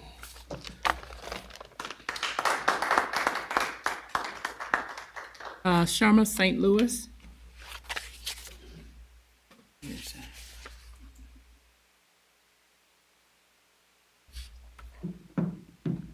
Good evening. Good evening. Can you hear me? Anybody got some gum? No, I'm just playing. Just joking. Just joking. All right. I just wanted to talk a little bit about the high school dress code. And so I just prepared a few words to talk about why I support revising the dress code for high schoolers. So, if we aren't careful, school dress codes can ultimately establish discriminatory standards as the norm. It is imperative that schools recognize and address the biases that go into creating a school dress code. District 150's current dress code is filled with biases that affect one gender over the others and fails to recognize those who are gender nonconforming. Within our education system, dress codes teach and enforce sexism starting from a young age. Some may ask, well, what is the big deal? The dress code sets a standard that prepares our youth for professional workspaces and societal norms. The current message behind our dress code policy implies that women should be hyper-cognizant about their physical identity and how the world responds to it. Peoria Public Schools' current dress code reinforces the idea that girls are responsible for preventing inappropriate reactions from their male classmates. Educators and sociologists have argued that dress codes grounded in this logic amplify a broader expectation that women are the ones who need to protect themselves against unwanted attention. Our current dress code promotes a very clear message that male behavior, male entitlement to your body in a public space is socially acceptable, but a girl will be punished. I would like to remind the board, administrators, parents, and teachers that the dress code suggested by the Parent-Teacher Advisory Committee included parents, teachers, and board members. It was not just one person's suggestion or one person's idea. The revised suggested language is there to ensure that there will be no marginalization or oppression of any kind based on race, sex, gender identity, gender expression, sexual orientation, ethnicity, religion, cultural observance, household income, or body type and size. High school principals came back with a code once they saw ours that was just as tone deaf and even more oppressive. Many were shocked and appalled by Roe versus Wade being overturned, but environments that teach girls that just by existing in their bodies, they are under attack, and teach boys that just by existing in their bodies, they should be catered to, have cultivated adult men who become legislators who think they have the right to control a woman's body, and adult women who believe men should also control their bodies. We did this. Failure to see how the meaning behind our actions, yes, in something so simple as a dress code, sends a message that increases gender discrimination. A back, an arm, a kneecap, and a shoulder is not sexual. Neither is a belly. Teaching students that it is dangerous.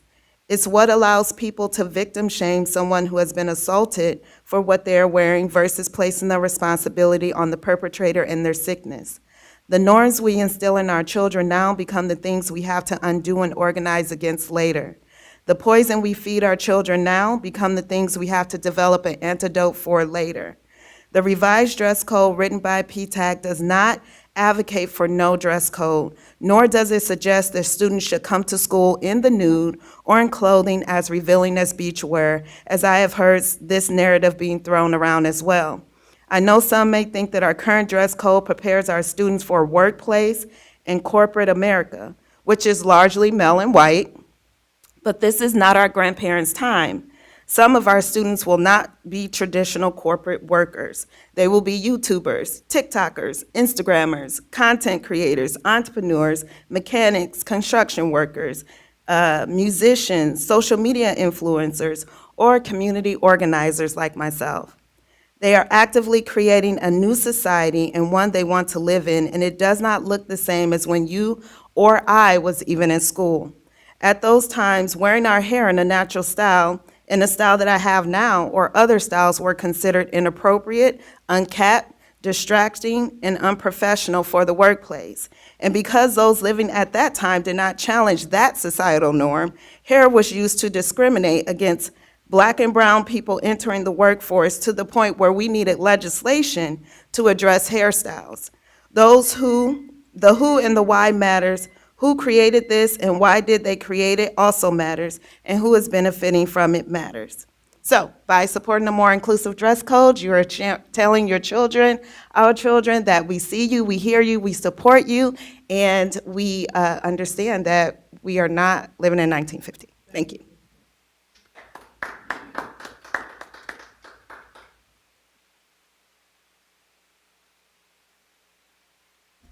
Thank you, President Ross. As always, we encourage feedback and we take the information and reflect on it for improvements. So thank you. Thank you to everyone. Thank you, Ms. St. Louis, Mr. Knapp, Mr. Thomas. And who else? Did I forget someone? I wrote it all down. Mr. Walther, that he just left. Thank you, President.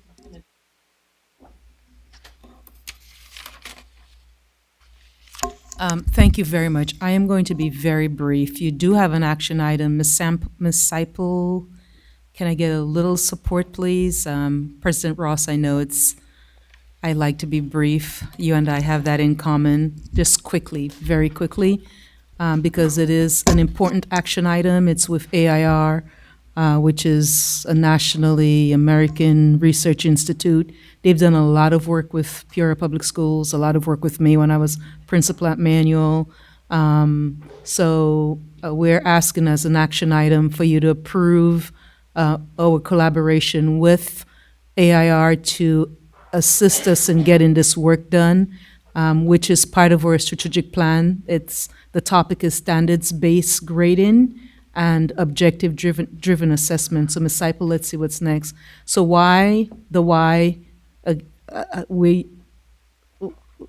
it's part of our strategic plan, as I said. We talked about when the strategic plan with the community, over 100 individuals were involved, transforming our, for example, our report card in a different format. And so you can see strategy 1 states we will personalize learning and career experiences of students based on their interests, passions, and choices. And plan 1, design and implement. So this is what AIR is going to assist us with, design and implement a district-wide standards-based reporting system that measures achievement in both academic and non-academic areas. And when we went through agenda setting, we had a lot of conversation about it, and we all agreed that it would be nice to give some examples of what the end product would look like, and what does this all mean. So then plan 2, part of our strategic plan, again, these would all lifted from our strategic plan, which goes all the way through 2026, design and implement a district-wide assessment system based on grade, subject, skills, competencies aligned with learning standards. And the how, all stakeholder involvement. You can see in partnership with AIR, teachers and staff, we will design a process to develop, implement, and monitor a standard-based reporting system for grades 1 through 8, and also strengthen our common summative and formative assessments at the high school. Let's go. So the department's chairs will be involved. Teachers will also work collaboratively. All of them will work collaboratively to devise, revise, implement, and monitor data from the common assessment work as well. So there are 2 things that will be happening. So as we talk about, that's good. Let's go on. Thank you. This is what our current reporting system looks like, the report card. And so it's like, okay, what does there are no grades? What does an A, what does that really mean in English and language arts, or even a B in math, or a C in science? So this is very, very vague. So remember, the board approved the strategic plan so that we could be much more focused on standards, and so you can see with specificity, parents will get a better sense of, the specific skills and standards, what the kids are exemplary in, what's emerging, what's satisfactory and so forth. And so you could see under phonics and word recognition, all of the standards, fluency, and so forth, print concept. So this is the conversion that we're aspiring to, and we'll need AIR to help us with that. What do we have? Okay, so here's a first grade example, for example. It's all standards based, a third grade example. There's just a lot more specificity, and you could see proficient, approaching, minimal. So you could put numbers, 1, 2, 3, not applicable. What a fifth grade report card would look like. So there's a lot more information for parents and students, and then what an eighth grade sample would look like. And the time frame for that, in August, map out a detailed plan and timeline for K-8 work, and then in the fall, establish reports and align. We would work on grades 1 through 4, and then train staff 1 through 4, 2023, and then 23, 24, implement standard lines reporting. So we're looking at 2 years from now. And then repeat it for grades 5 through 8. So we would tackle grades 1. And then the assessment piece is at the high school level. Strengthen assessment at the high school level. So the changes for the high school would be via the assessment piece. What else do we have? That's it. Thank you. That's my update.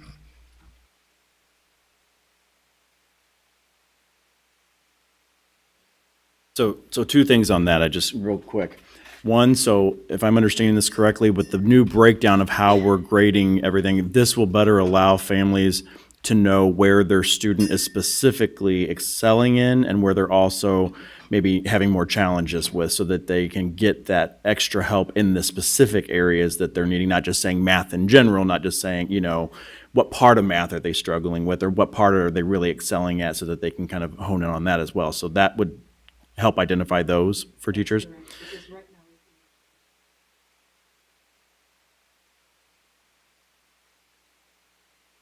Okay.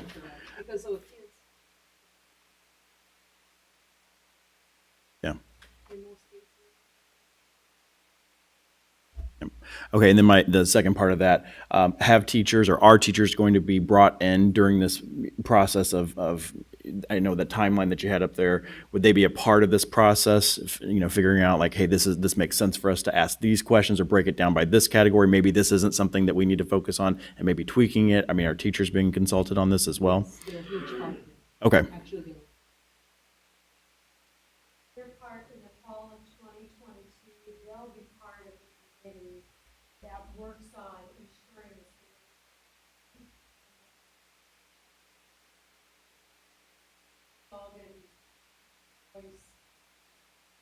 Okay. AIR is going to help guide the work, bringing the research, bringing the templates, give ideas, and it's going to be our staff that decides how to do that.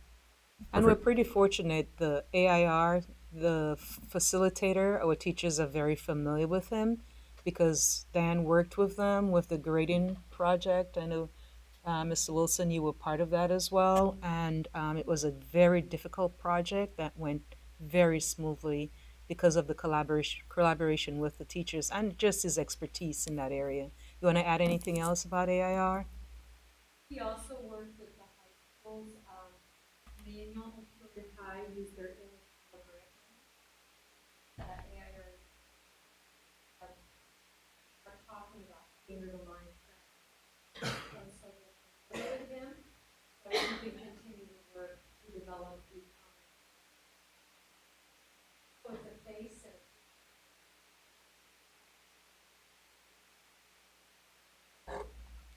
Okay. Thank you both very much. I have a question. I just have a comment. As I was watching this, watching the presentation, it was like, that all looks familiar. If you think about it, anybody that is around my age remembers back in the day when you got your report card, that is the way your report card was laid out. So with the exception of the reporting system and everything, we're just going full circle with a little bit more advancement. So I just had a comment because as I was watching, I was like, God, that's like when I was in first grade. I heard that from President Ross during agenda setting. Yeah, it really is. With the exception of the reporting system and everything, it is very much gives the information to the parents of where the child is having successes and where they are having struggles, needing a little additional help. So that's very good. I do agree with it because there are questions. What does an A mean? What doesn't? So yeah, that's fine. Thank you. That's all I had. Just question. So now, will this take the place of the this would be the module used for the 6 weeks or the 8-week progress reports that would go out prior to the semester grade? Correct. Okay. And it's grades 1 through 8 because kindergarten, we're using a state mandated. The kindergarten one that was shown, that is our current report card. Our kindergarten is already standard aligned. Yep. So we would do grades 1 through 4 first round, and then 5 through 8, then the following year second round. It's a big undertaking. And this is actually from the state. Was that through the kids' assessment? No, that's ours. Okay. That's straight from, that's pulled from our Skyward Okay. right now.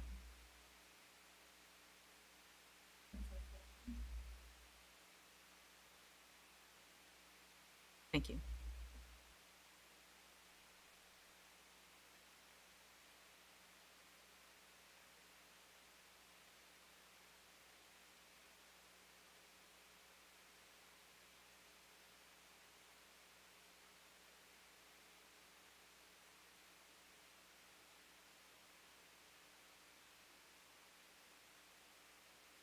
Automatically.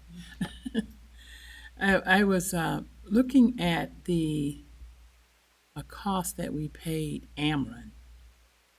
I was wondering about what that was for. It probably could not be for utility service.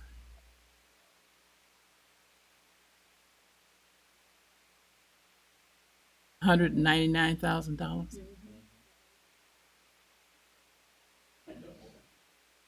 Yes. I mean, number might doubled, yeah. Yeah, but I'm saying, there's more than one Ameren bill. Remember, once before I had asked about that. Oh, yeah.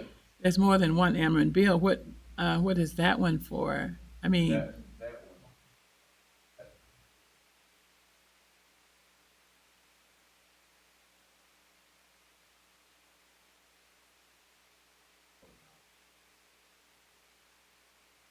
by site.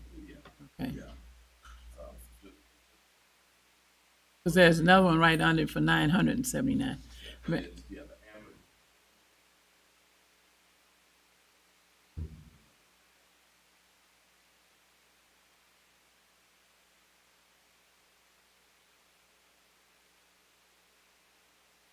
I shouldn't. Well, they said it was going to go up, but I thought we were working with a consortium that I don't know if Ameren was a part of that, but were we not working with a utility consortium?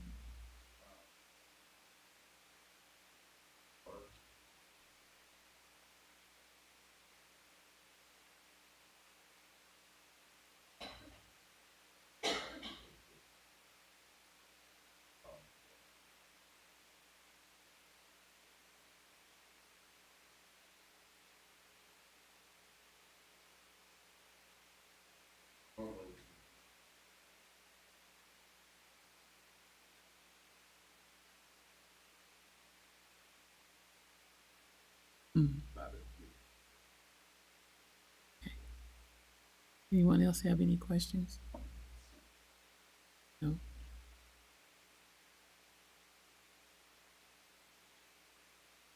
Okay, back to the agenda. Okay, so that was presentations and, now I believe we have the consent agenda, is that right? The FOIA. Oh, for you, Dr. Karat. Thank you, President Ross. On the FOIA, there are two categories. One is new request status. Since our board meeting on July 25th, we received 2 new requests under the Freedom of Information Act. And then category 2 is pending request status. There were 0 pending requests noted on July 25th. And so we have received 31 requests for this calendar year at a total amount of $1,550. Thank you. Okay, thank you. And now we're at the consent agenda. Thank you, President Ross. For the consent agenda, number 1, gifts to school district, year-to-date is $62,166.35. Number 2, payment of bills. Number 3, payment for travel. Number 4, human resource report. Number 5, approval of e-learning option on snow days, annual. Number 6, approval of American Institutes for Research, AIR contract to provide support for standards-based learning and objective-driven assessment implementation. Number 7, Youth Health Education Service, or the HALT Center for Healthy Living. Number 8, Manual High School Convection Steamer and Jacketed Kettle. Number 9, Methodist Medical Center of Illinois In-School Healthcare Service Agreement. Number 10, Richwoods Girls Tennis Overnight Trip. Number 11, Richwoods Girls Tennis Overnight Trip. Are those There's 2 of them. 2 different ones? 2 different dates? And then number 12, the Intergovernmental Agreement, Peoria Public Schools and City of Peoria Special Events and Youth Intervention Initiative. And that is all. Thank you, Vice President. Are there any consent agenda, on anything on the consent agenda if anyone would like to pull for a separate vote? I have a motion and a second. Second. Are there any questions or discussion on any of the items? Seeing none, would you please call the roll? Mrs. Costick? Mr. Klaus? Aye. Mrs. McConnell? Aye. Dr. Reinking? Mr. Wilson? Aye. Mr. Murphy? Aye. Mrs. Ross? Aye. 7 ayes, motion carried. Thank you. On the deliberation agenda, presentations and suggestions by board members. Any presentation or suggestions by board members? Mr. Murphy. I just wanted to say really quick, thank you. For the past week, 2 weekends ago, we had 3 backpack and back to school initiatives in the community on that Saturday. The Dream Center, the Mecca Center, and the Tri-County Urban League scheduled those, and there were some great organizations there, but there was a lot of really good resources and supplies, and everybody, I think, really had a great time. I saw a lot of people out there at those events, so I just wanted to say thank you to them. Also to Peoria Public Schools Foundation. Through them, we scheduled another supply drive, and we're able to get more supplies even out to the teachers this time for the classrooms, and those were all dispersed out today as well. So thank you to those organizations.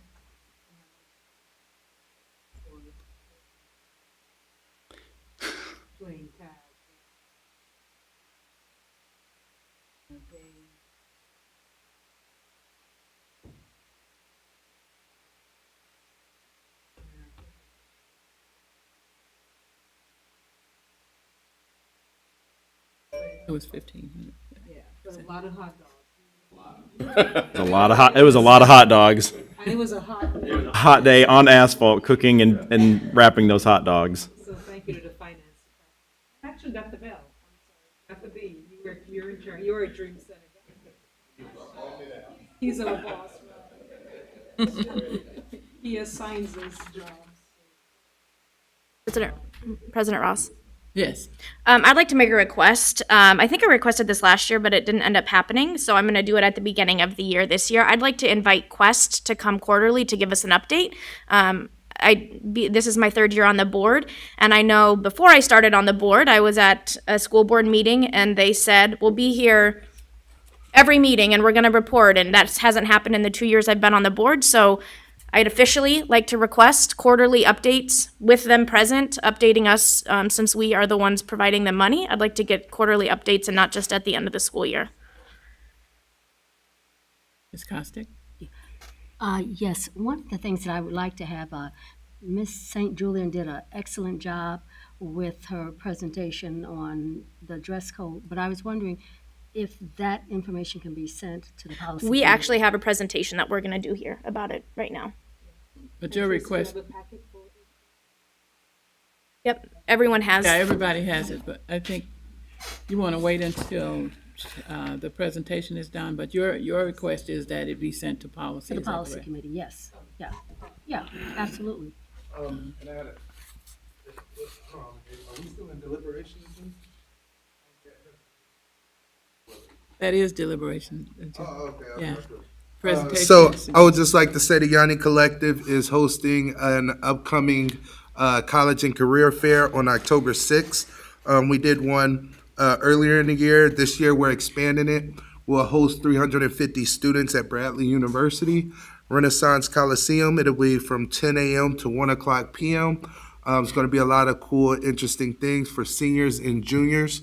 I would encourage parents to get their students signed up. All they have to do is go and talk to their counselor at the school.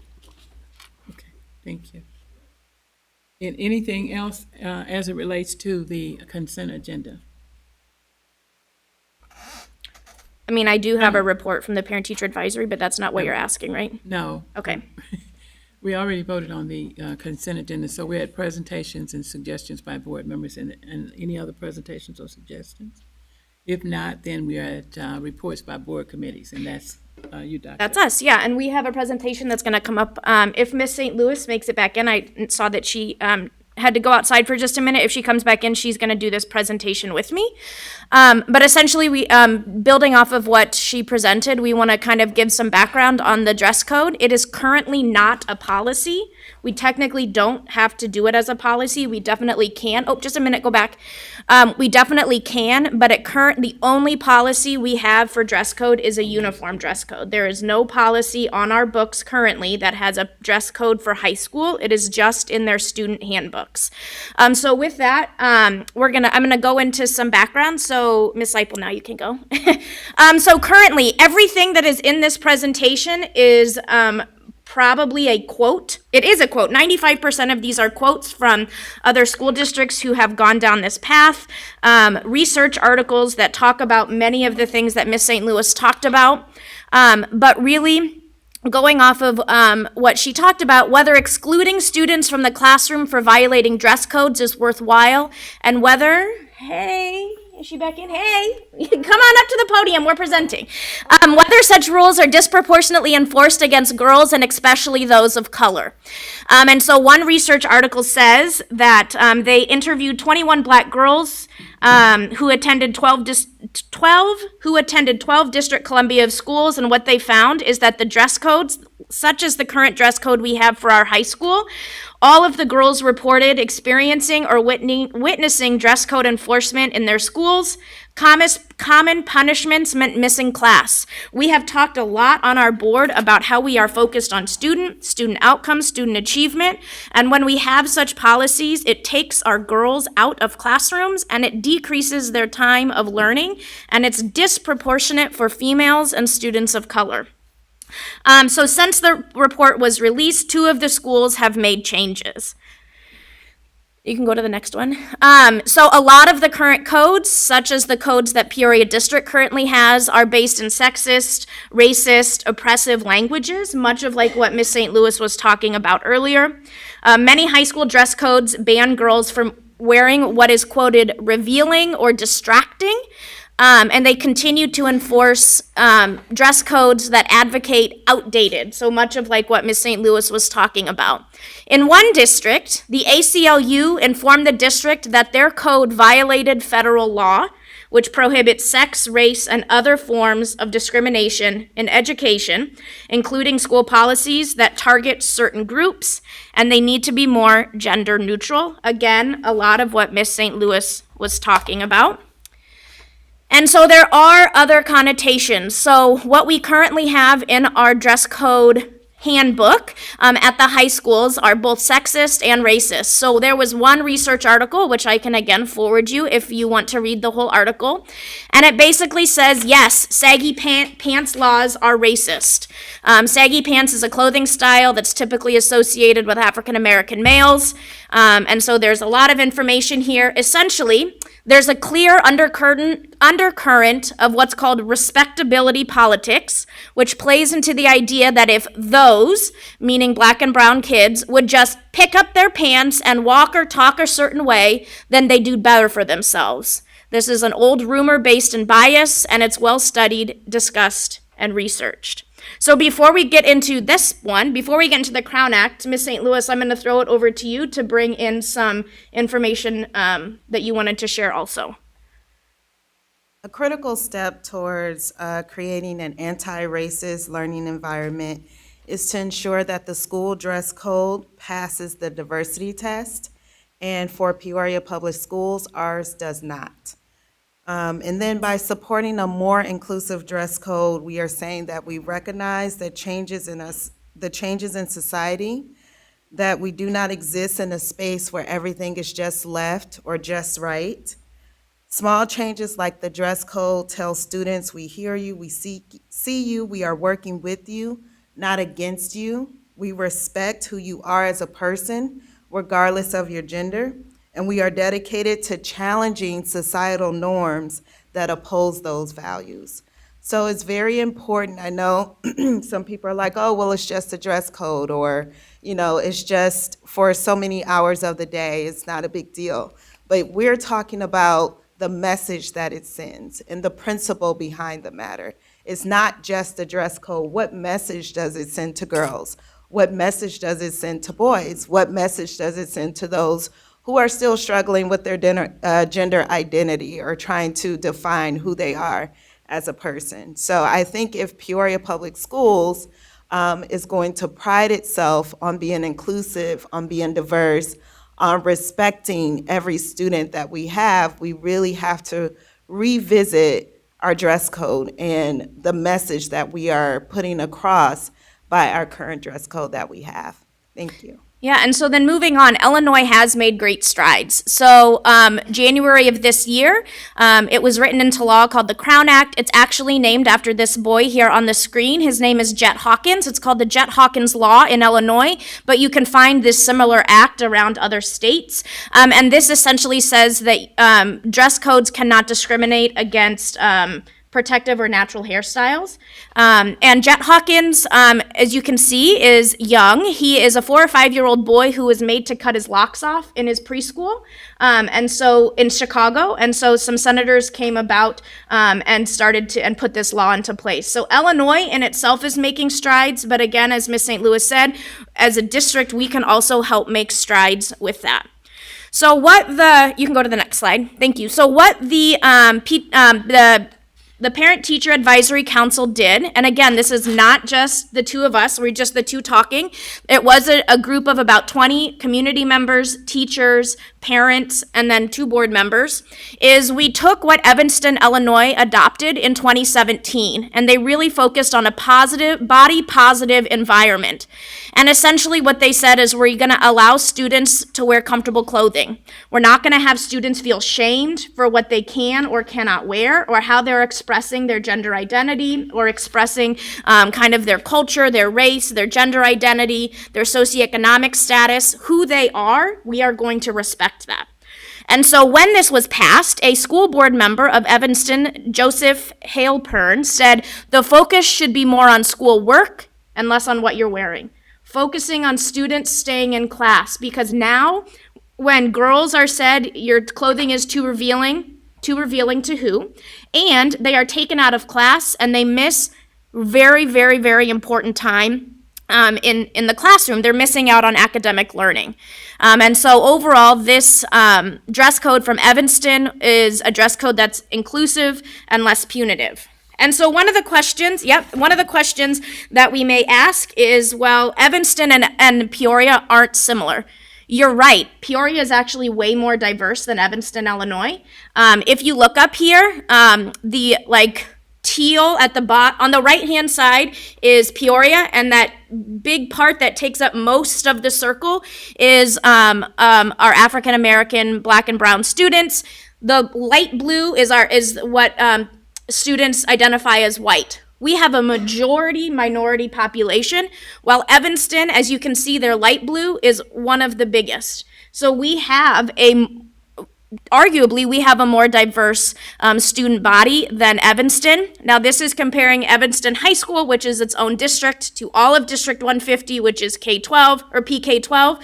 So you do have to kind of take the numbers into consideration, but we are a more diverse district when we look at race and ethnicity. And Evanston, Illinois is kind of leading the charge within Illinois, bringing in some information from other districts around.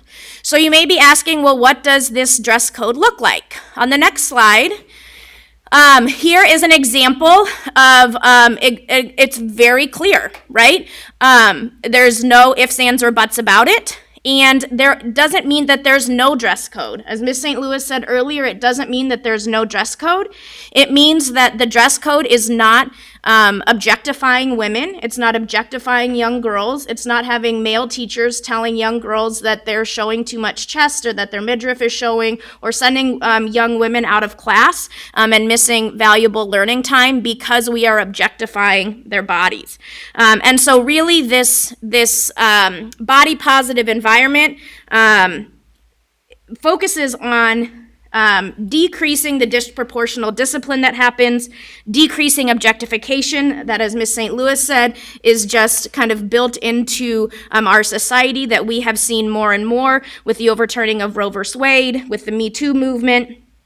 And we are trying to increase the time that students have in the classroom. And we want to decrease policing bodies. Policing bodies, if you look at the history of policing bodies, has been done for generations. And we want to stop that policing of bodies when we're thinking about the students in our district. So on the next slide, this is summary, but then there's more to it. So students can wear what they feel most comfortable in unless that clothing is making the school hostile environment for other students.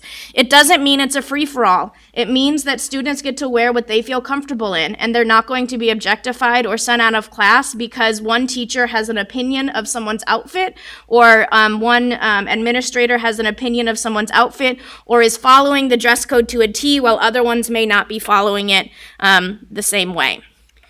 So then on the next slide, why did PTAC focus on this? Dress codes impact discipline. So PTAC is focused on discipline. If you search this on Google Scholar, you will find multiple research articles talking about the negative impact on students' academics and the increased likelihood of students not completing high school because of the objectification and the marginalization they feel based on discipline that is disproportionate, oftentimes based in dress. So when students are disciplined because of how they're dressed, they lose class time. They lose from anywhere from 5 minutes in a hallway lecture to 20 minutes in a search through a bin of, quote, appropriate clothes to wear, an hour-long trip home, or even a full-day suspension. Now, this is a quote from a research. I'm not saying that this happens here, but this is what happens around the country. So perhaps even worse than losing out on instructional time, they also receive the message, whether explicit or implicit, that there's something wrong with their clothing choices, which decreases the respect that we're showing our students, and it is saying that something is wrong with their bodies. And there's something wrong with what they're choosing to put on their bodies. Such messages create unwelcome and potentially even hostile school climates for students whose choice of dress code goes against the established norms. And students are taking notice and starting to speak out. And so again, why did the PTAC focus on this? The next one, from the Illinois State Board of Education. When they passed the Jet Hawkins law, they also stated this on their website. Disciplinary enforcement of dress codes is also correlated with disparate impacts by race and gender. Black female students are disproportionately likely to be disciplined or suspended for dress code violations. Schools should take care to ensure that any enforcement of dress codes does not impose a disparate impact on students based on protected characteristics. And so, on the next slide, so the PTAC used the dress code used in Evanston, Illinois. We edited it. We didn't take it at face value.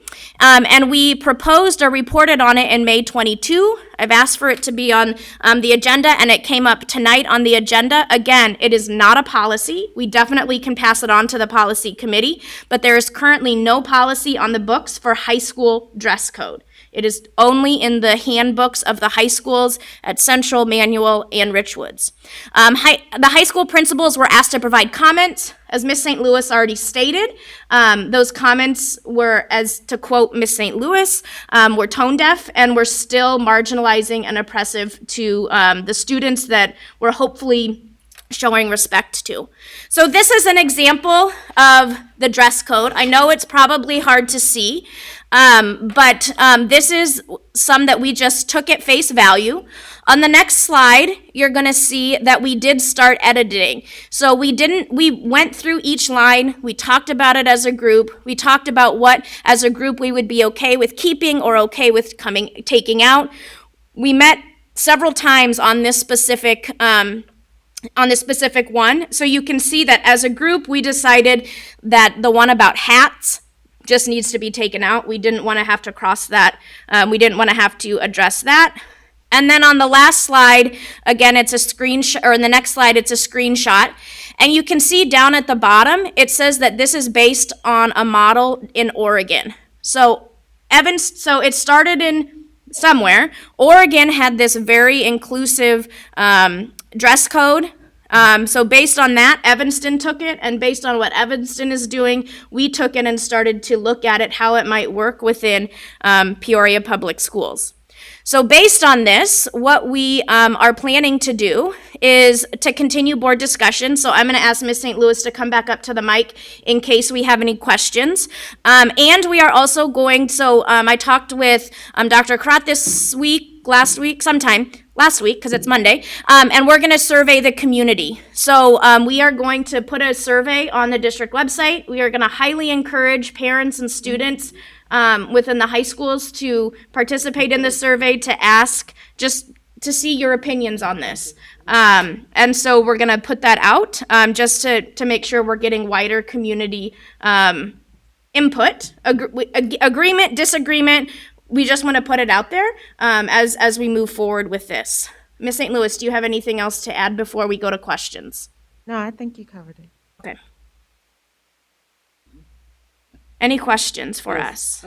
Miss Yes. So my question is, when you say, so this is the sample of what was on the correct, the overhead. So when you say allow students to wear clothing of their choice that is comfortable, that's very subjective. And I think that's open-ended, and we expose ourselves to a lot more feedback when you leave it up to be subjective. Second part, how many incidents in Peoria Public School, and I think it's fantastic for us to take surveys and to compare other places, but I think what is relevant is how many incidents in this district have we had with African American girls being treated differently? Ms. St. Louis, I'm going to throw that over to you. Excuse me. Oh, yep. I think Dr. Karat has to answer that because she wouldn't be able to answer it.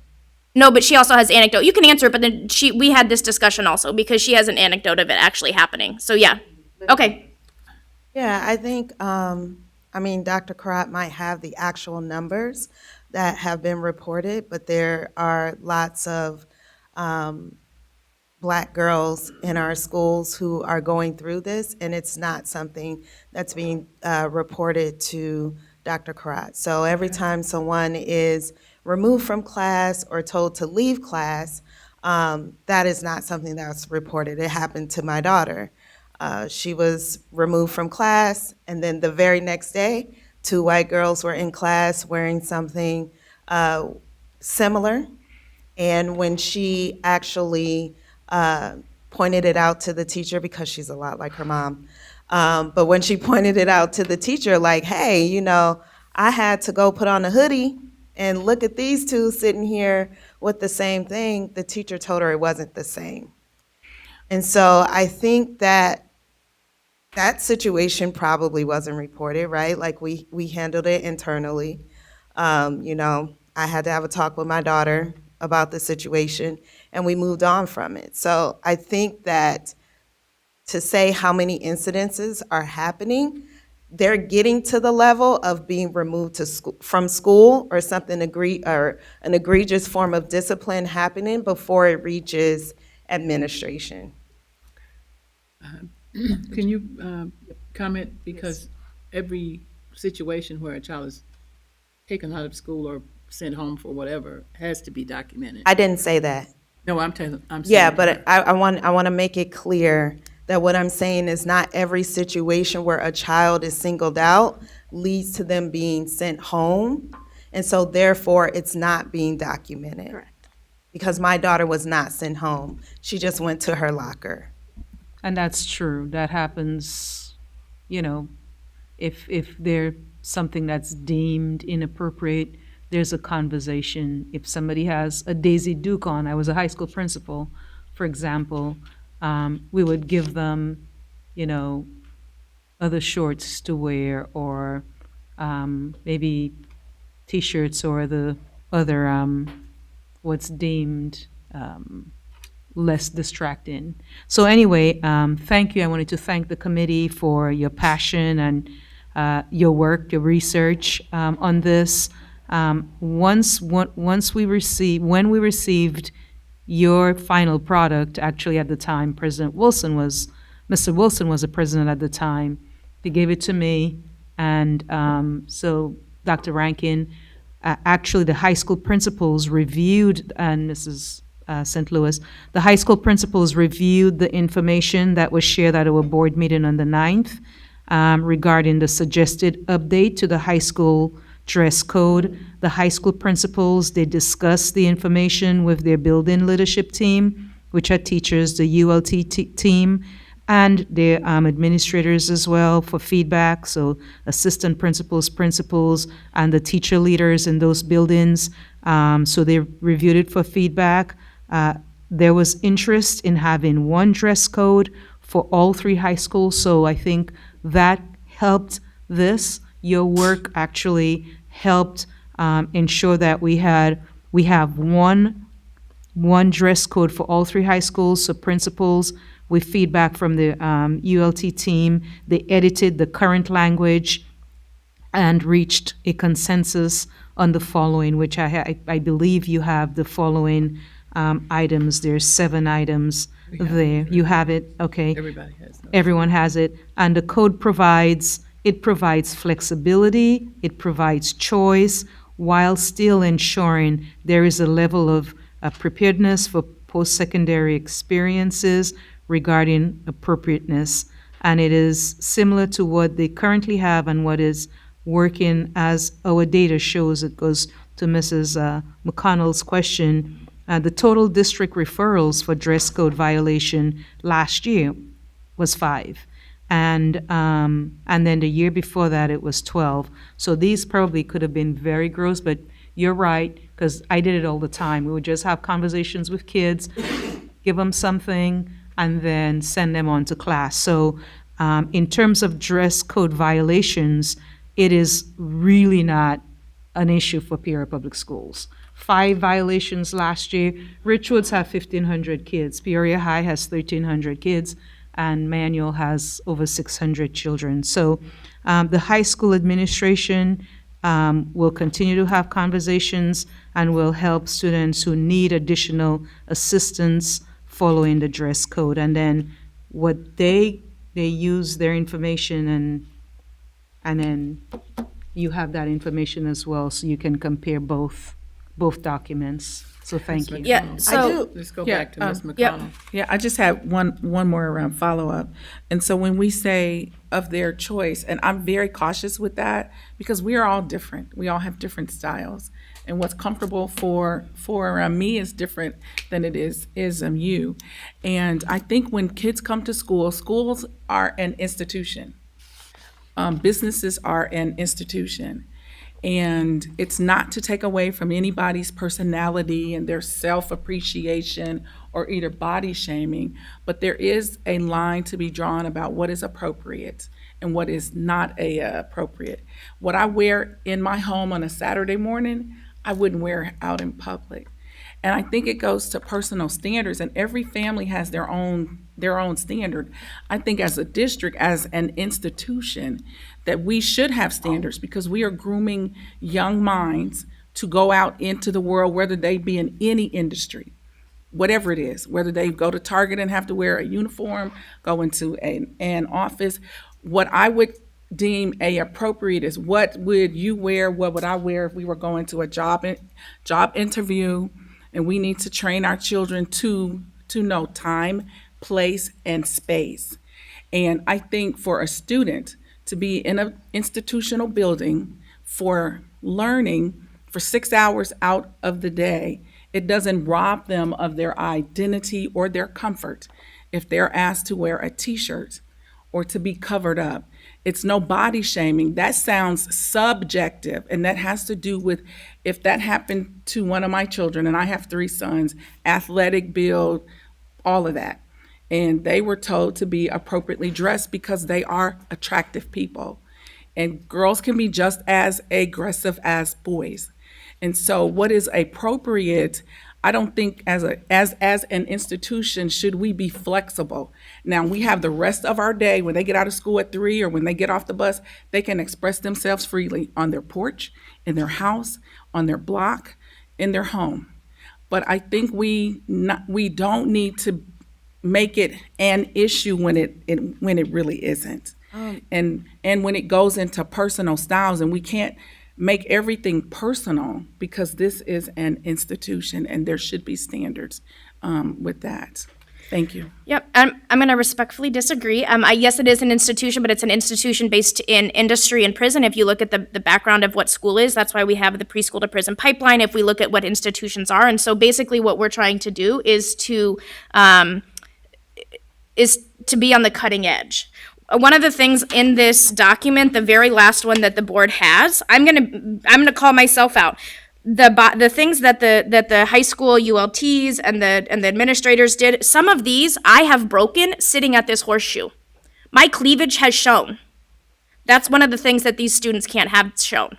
That is objectifying women. Sometimes I've worn tank tops and my shirt comes down. You can see my cleavage. Is it inappropriate? No, but I'm a big-chested woman, right? And so that's what we're talking about when we're talking about you're objectifying women.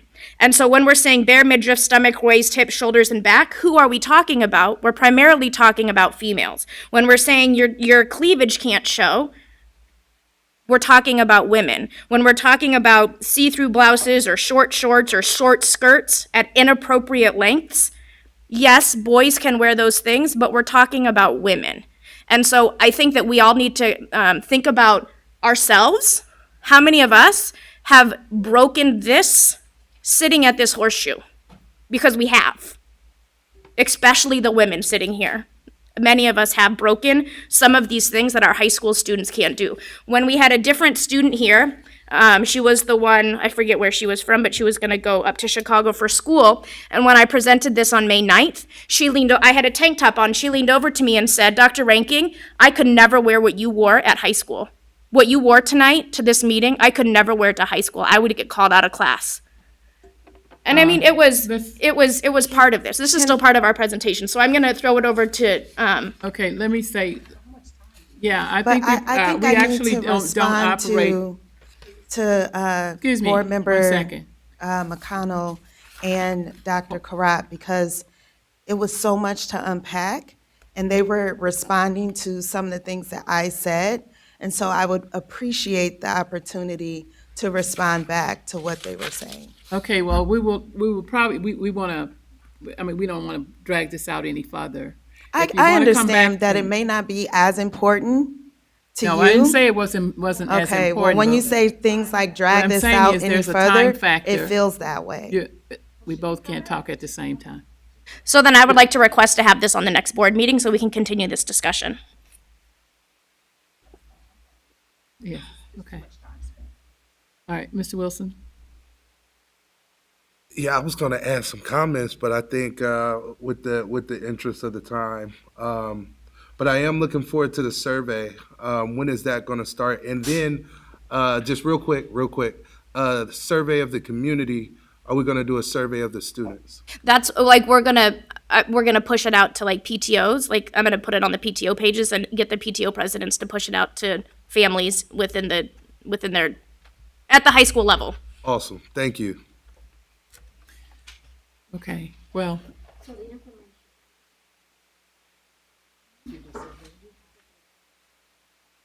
Your mic is not on, I'm sorry, I can't hear you. Oh, yeah, definitely. The information that was presented,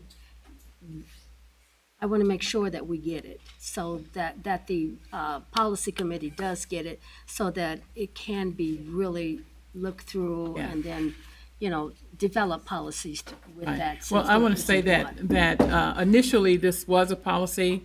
Some people think I've been here too long, but that gives You me have. history.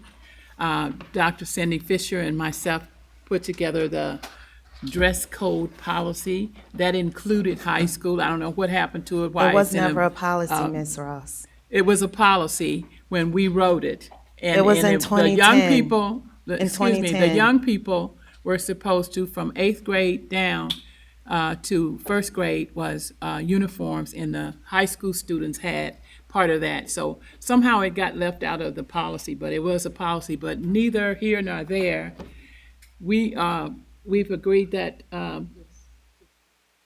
yeah, I would like to have a motion to send this to the policy committee. I so move. And then next, and at the agenda for the next meeting, we'll have more discussion, but at the appropriate time, okay? Like one of the presentations instead of under this category. But this was also a presentation from the PTAC committee that Ms. St. Louis and I put together, but that's fine. We can do it at the beginning of the meeting next time. Good. Okay, thank you. So are we done? Yes. Okay, I just want to say that I really did not appreciate how this was just handled. I feel very disrespected, and I should have been allowed the opportunity to say what I had to say. So, Ms. St. Louis. no, it's okay. I'm going to wait till the next meeting, but I just want to make it very clear, and I want it recorded, that I was disrespected in this moment. And I would second that. I feel disrespected in this moment also. I'm glad that you spoke up. If we were going to have a time limit, we needed to be told that, and we needed to have someone keep the time. I think that this conversation got out of hand, and I do not feel respected at all as a board member sitting at this horseshoe right now. So I am going to second that, and I do want to make it public for everyone to know. Thank you. Duly noted. Thank you. Okay. Any other board reports? I have a motion to adjourn. Do we have assignments? Not yet. Need a motion to adjourn. So move. Let's go.